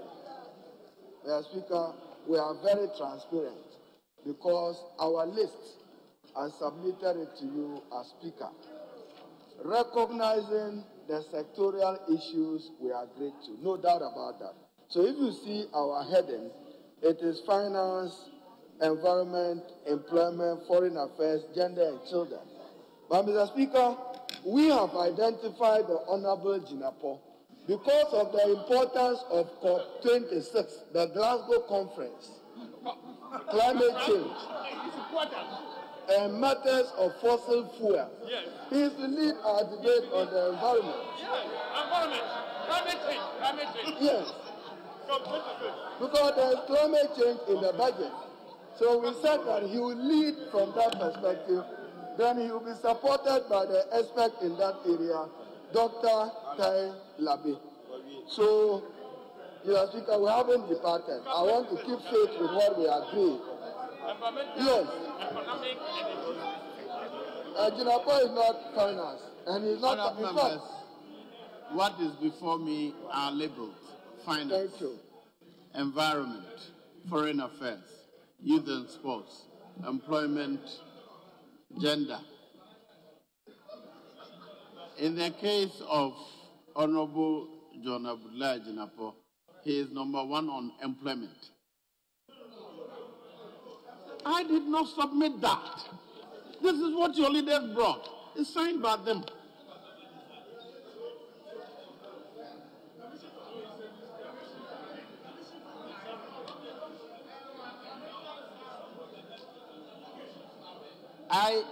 I called environment, and so I'm calling environment. After that, it is foreign affairs. I'll call foreign affairs. Everybody on the list will be given the opportunity to contest. So, yes. Mr. Speaker, with the greatest of respect, at least you've been here for over a decade. We have never done what you are trying to do now.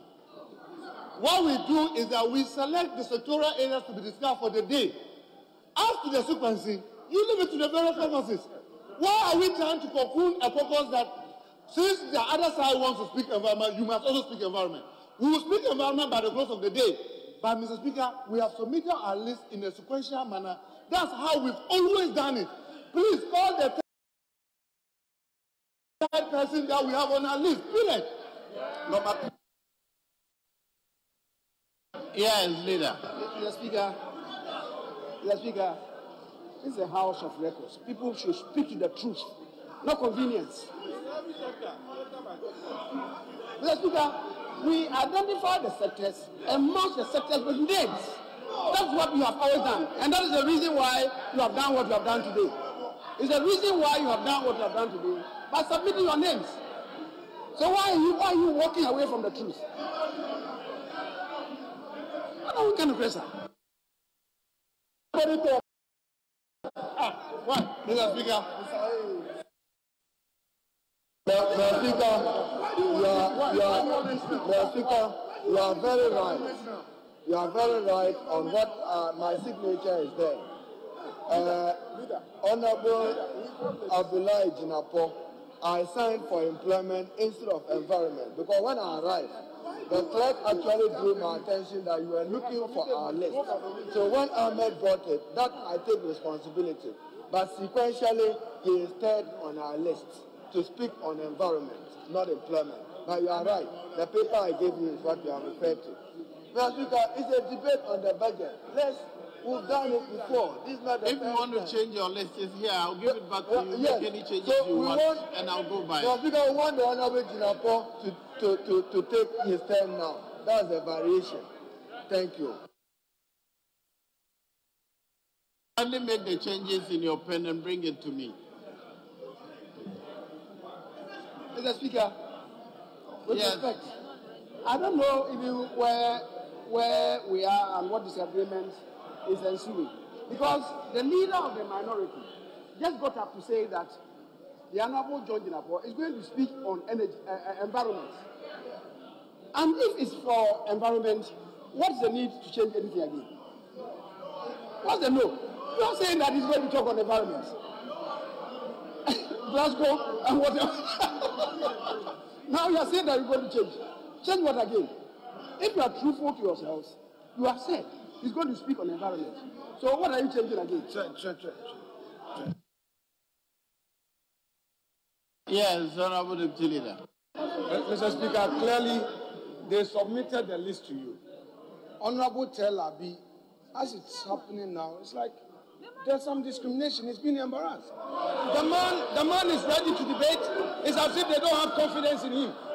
Mr. Speaker, the MP for Eurocrop, Mr. Speaker, his constituents know that he's ready to debate, and some people want to deny him an opportunity that they don't have confidence in him. Mr. Speaker, no, you are choosing Honorable J.J. Jinapo over him. That's what you're trying to do now. The man is ready, and you're embarrassing him, Mr. Speaker. It is his right to speak. Full right. They shall let him. Mr. Speaker, why? Why do you choose John Jinapor over Honorable Telabi? Why? What's happening? You are discriminating. You have to be fair. Mr. Speaker, this amounts to discrimination. You cannot be fair to your own colleagues. Why are you giving priority over some members over Honorable Telabi? Why? You've given his name and suddenly you are changing. Mr. Speaker, well, his constituents are seeing what you are doing to him. Yes, leader. Thank you, Mr. Speaker. Mr. Speaker, I don't think that Honorable Akonyi Makin should be allowed to manage our caucus for us. We know how to manage our caucus. And Mr. Speaker, I don't know why you should allow him to do that. He is not the one to choose for us who speak on what topic. It is our duty to do that. And we are saying that Honorable Jinapor should speak. That is none of your business. That is none of your business. So by trying to point to Honorable Telabi and to say that his constituents are seeing what we are doing to him, you are not being fair to the member. And you are not being fair to the caucus. Mr. Speaker, we should not allow Akonyi Makin to behave the way he's been doing. It is not fair. Very well, honourable members. The leader has made changes and he has brought me a new list. And under the new list, John Abdullahi Jinapor will now speak on the ballot. Yes.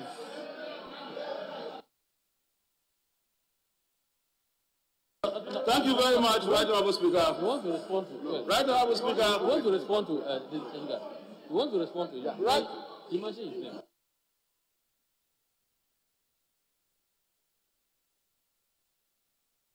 Mr. Speaker,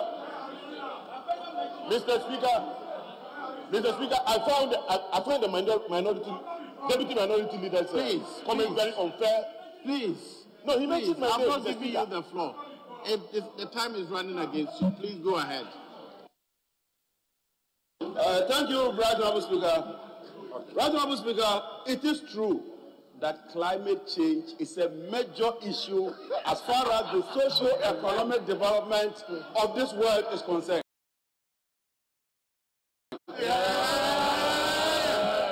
Mr. Speaker, indeed, Africa contributes only 2 to 3% when it comes to global warming as far as climate change is concerned. Mr. Speaker, climate change continues to pose a major problem towards food security. And in order to appreciate that, you ought to go to the budget. The Minister of Finance tells us that our rate of inflation, which is 11%, is mainly on account of food inflation. And yet his colleague, the Minister of Agri, is on one radio station to the other, telling the people of Ghana that food inflation is tumbling in the markets. Mr. Speaker, between the two, between the Minister of Finance and the media is here, they've reported the Minister of Agri and the Minister of Agri. Who do we trust? One of them cannot be right. But Mr. Speaker, if you want to appreciate this whole issue about climate change, you have to go to the 2021 budget. Mr. Speaker, following the COVID pandemic and its associated climate change consequences, the minister appeared before this house and asked Ghanaians to make so many sacrifices. Mr. Speaker, what did the minister ask us to do? All public sector workers, including MPs, our salaries were increased by just 4% against a rate of inflation of 11%. The minister went further to say that because of COVID, the national health insurance levy should be increased by 40% from 2.5% to 3.5%. He went further again and asked Ghanaians and their banks to pay a COVID financial sector recovery levy of 5%. The energy sector recovery levy was increased by 20 pesos on diesel and petrol.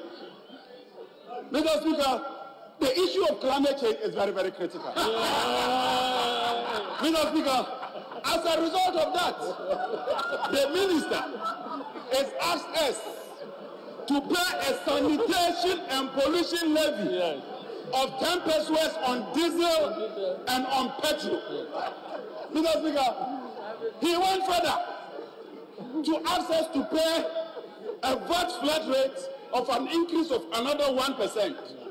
All these taxes and levies, Mr. Speaker, led to a cumulative increase of 13% of fuel price at the pump instantly. That is the sacrifice Ghanaians have made, even in the midst of climate change, Mr. Speaker.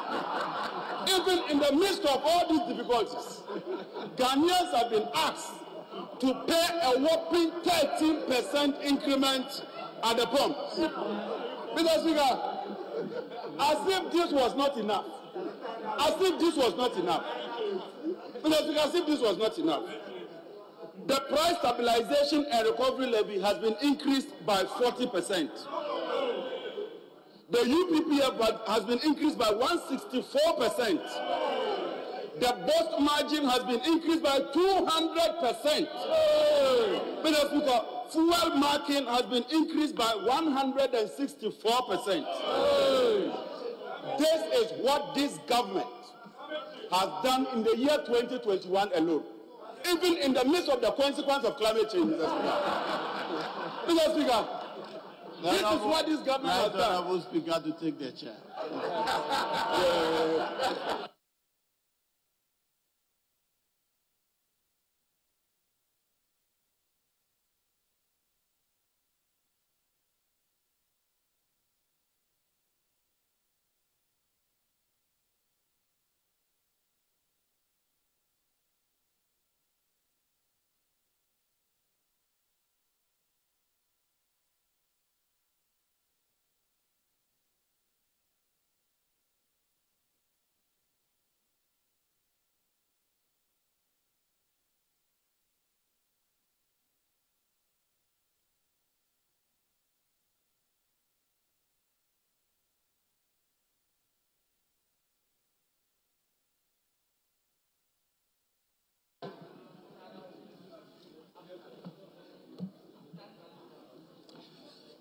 Yes, honorable members.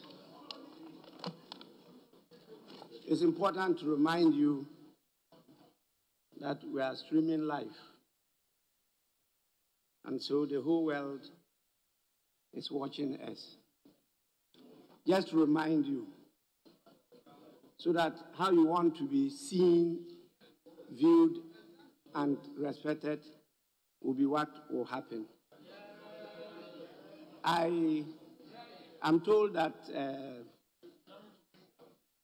the minority side is on the floor. Honorable John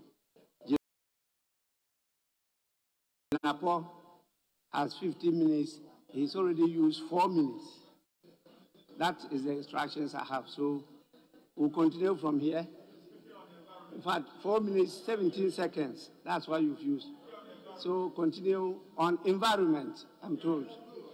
After that, I'll listen to the leaders to give me the ground rules, which you've agreed upon, and I'll enforce them strictly.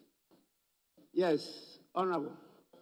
Thank you very much, Right Honorable Speaker. Right Honorable Speaker, I was talking about the sacrifices the ordinary Ghanaian has had to make to ensure that in what the minister described, he wanted to achieve what he called completion, consolidation, and continuity.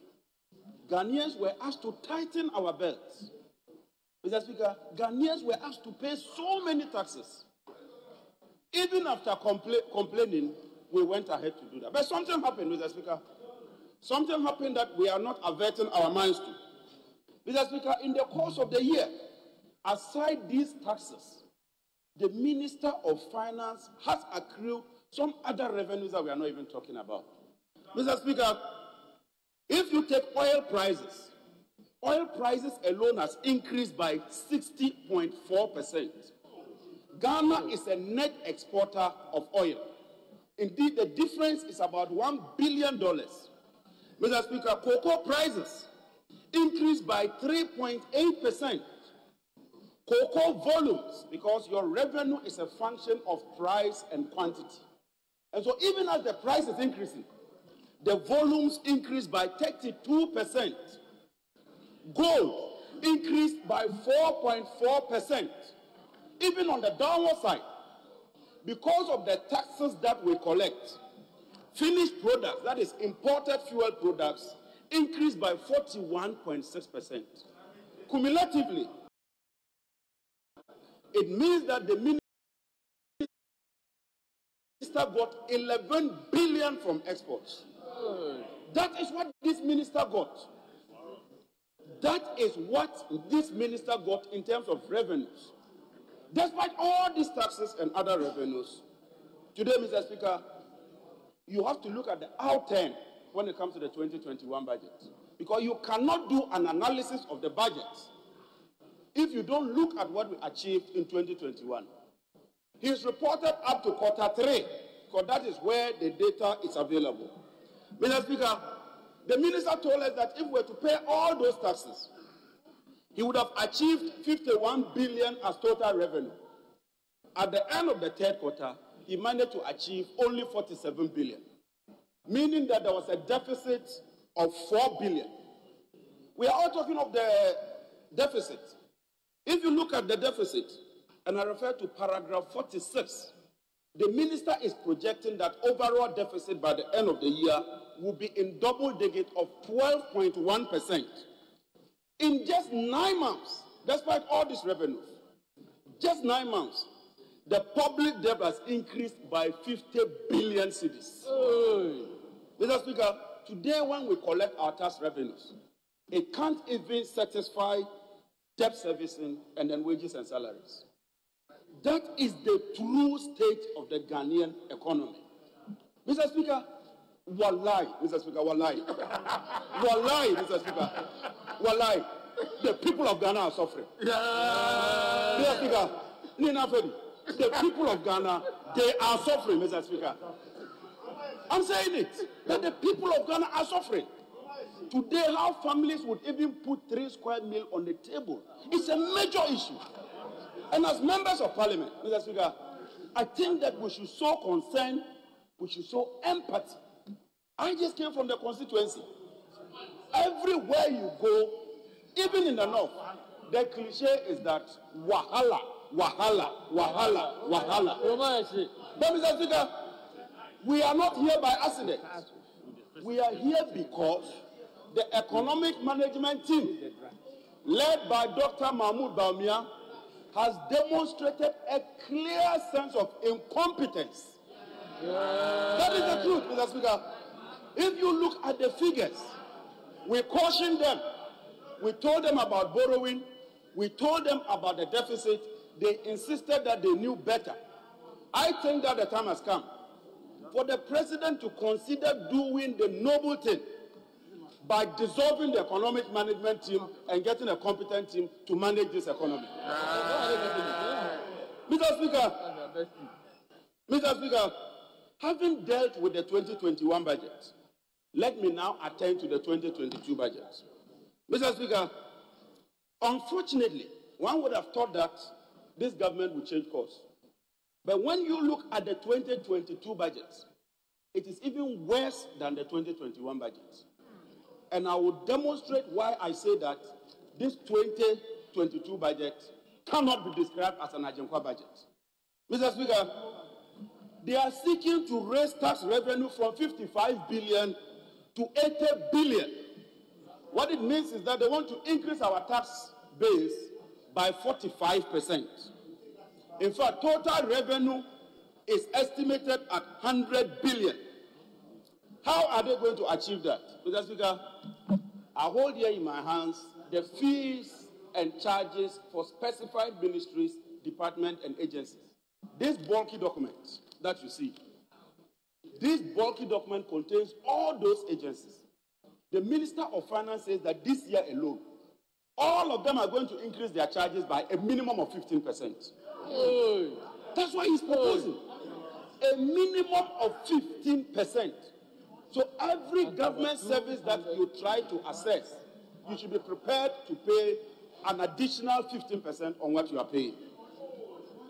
Mr. Speaker, and like the ranking member said, even when you've lost your relative and you want to access mortuary services, this government wants you to pay additional 15%. That is how insensitive and cruel the Akufo-Addo government has become. Mr. Speaker, as if that is not enough, after claiming credit for the benchmark values, getting the people of Abosoka to congratulate the Vice President, holding a media engagement in 2019 and telling us that he has done so well, because when you lower the benchmark revenues, throughput will increase, which will account for the revenue shortfalls. The Vice President and his economic management team, 2 years after that project, they are making a U-turn to withdraw all those benchmark revenues. And have the list here, almost all the vehicles that we import will be affected. Yes. So if you were to import a vehicle for your farm, be prepared to pay an additional money on that vehicle. So this issue that you are withdrawing it because of so-called production capacity is a complete misinformation to the Ghanaian people. Mr. Speaker, putting that aside, after promising that they will move away from taxation to production, I've already given you all the taxes they brought on board. They are bringing what they called the electronic levy. What does it mean? I want to give a clear critical example. If I were to buy this tablet, for say 2,000, and I take my invoice, the cost of the item will be on it, including a 17.5% VAT. Now, if I decide that I want to pay the cost, including the VAT that I'm paying to government, with my mobile money, this government wants to tax that tax that I'm paying to that government, 1.75%. That is the stark reality. In any country where you pay tax on tax, that is referred to as a regressive tax. That is why I wish to associate myself in its entirety and 100% with the venerable minority leader, the Honorable Haruna Iddrisu, that in this tax, in this form, and in this shape, the minority will not be part of it today, tomorrow, and the day after. Mr. Speaker, the minority leader statement is a powerful statement.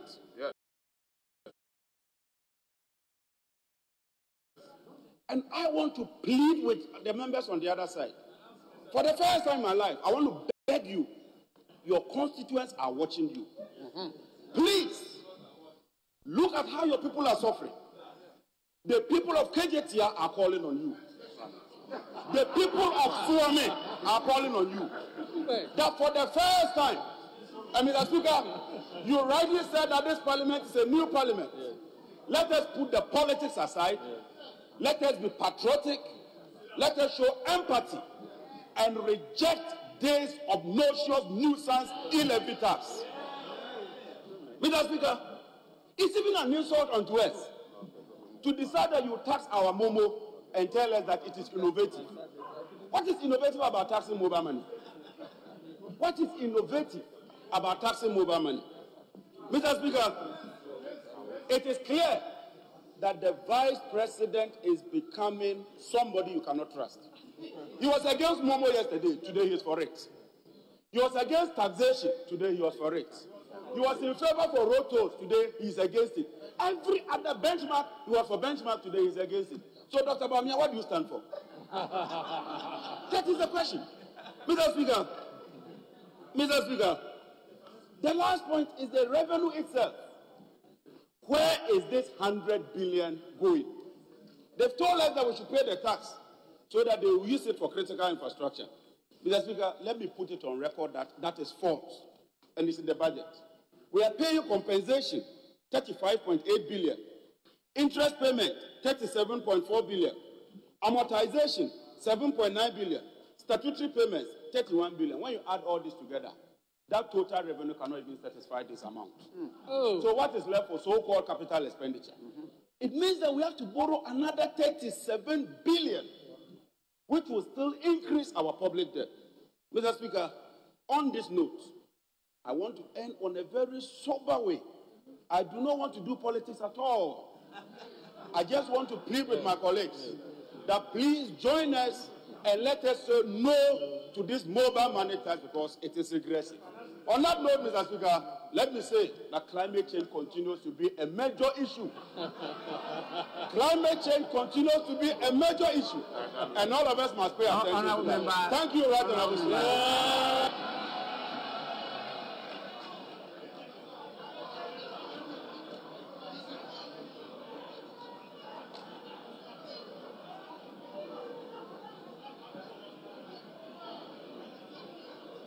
Honorable leaders, are there any ground rules that you want me to know so that I can enforce? I see that we are on environment and Dr. Dixon is next. His is supposed to be 10 minutes, but maybe there are other things that you want to draw my attention to before we proceed.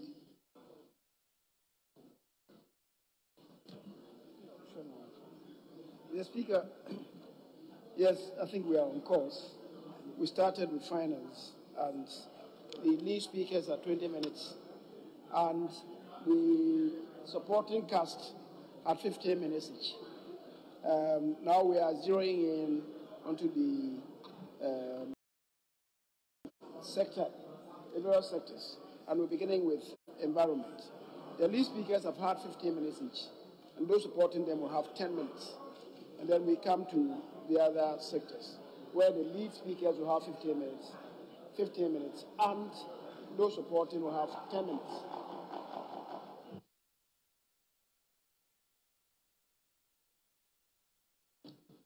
Yes, Majority Leader, please.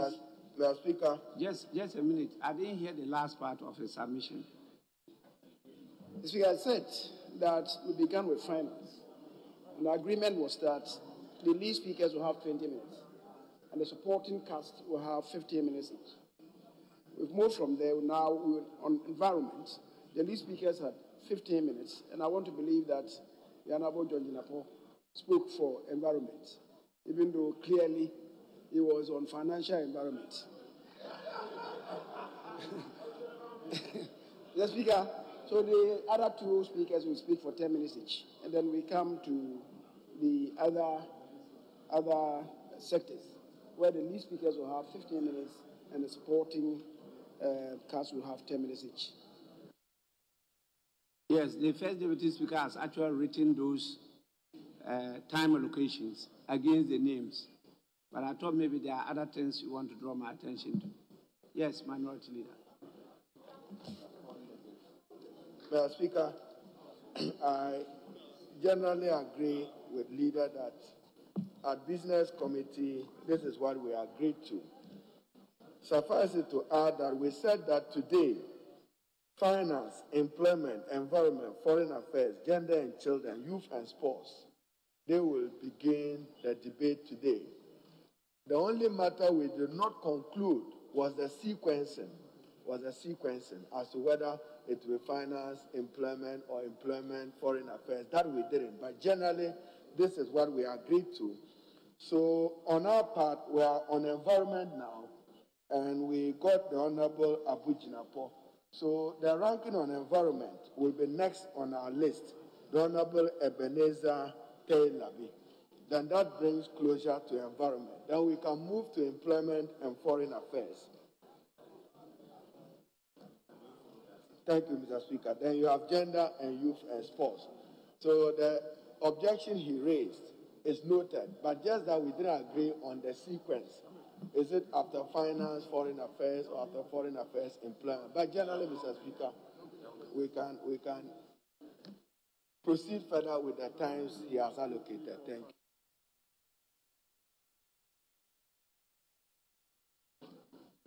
All right, so we move to the Majority Caucus, and then it's now the turn of Honorable Dr. Dixon Adumaku-Kissi, and the topic is on the environment. You have 10 minutes. Thank you, Mr. Speaker. I'm very grateful for this opportunity. Sorry, you are at the seat of Honorable Kweku Agyeman-Menu.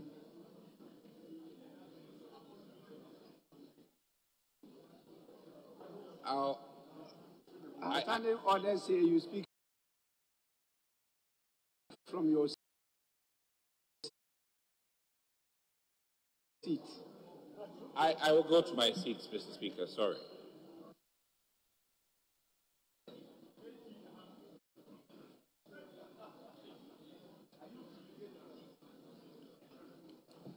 Thank you, Mr. Speaker.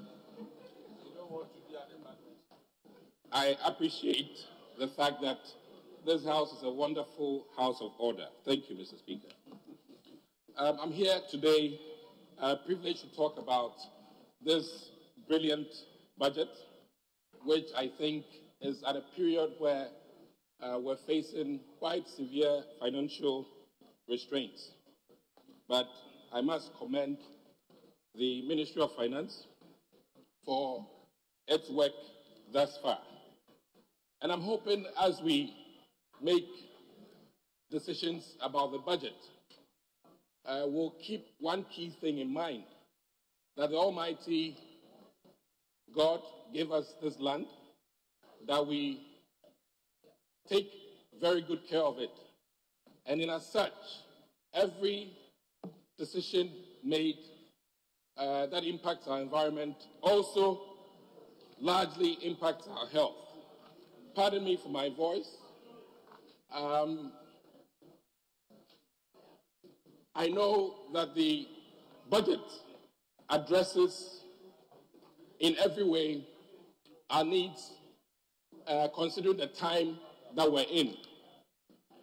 Many of us cannot discount the fact that our health care through the environment has impacted businesses largely.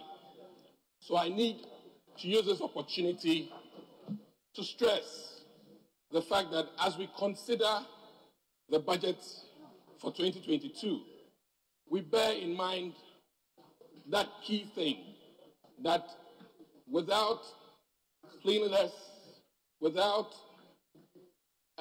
deliberate attention to the climate, without deliberate attention to the connection between our environment, our health, and productivity, we'll be making a very serious error.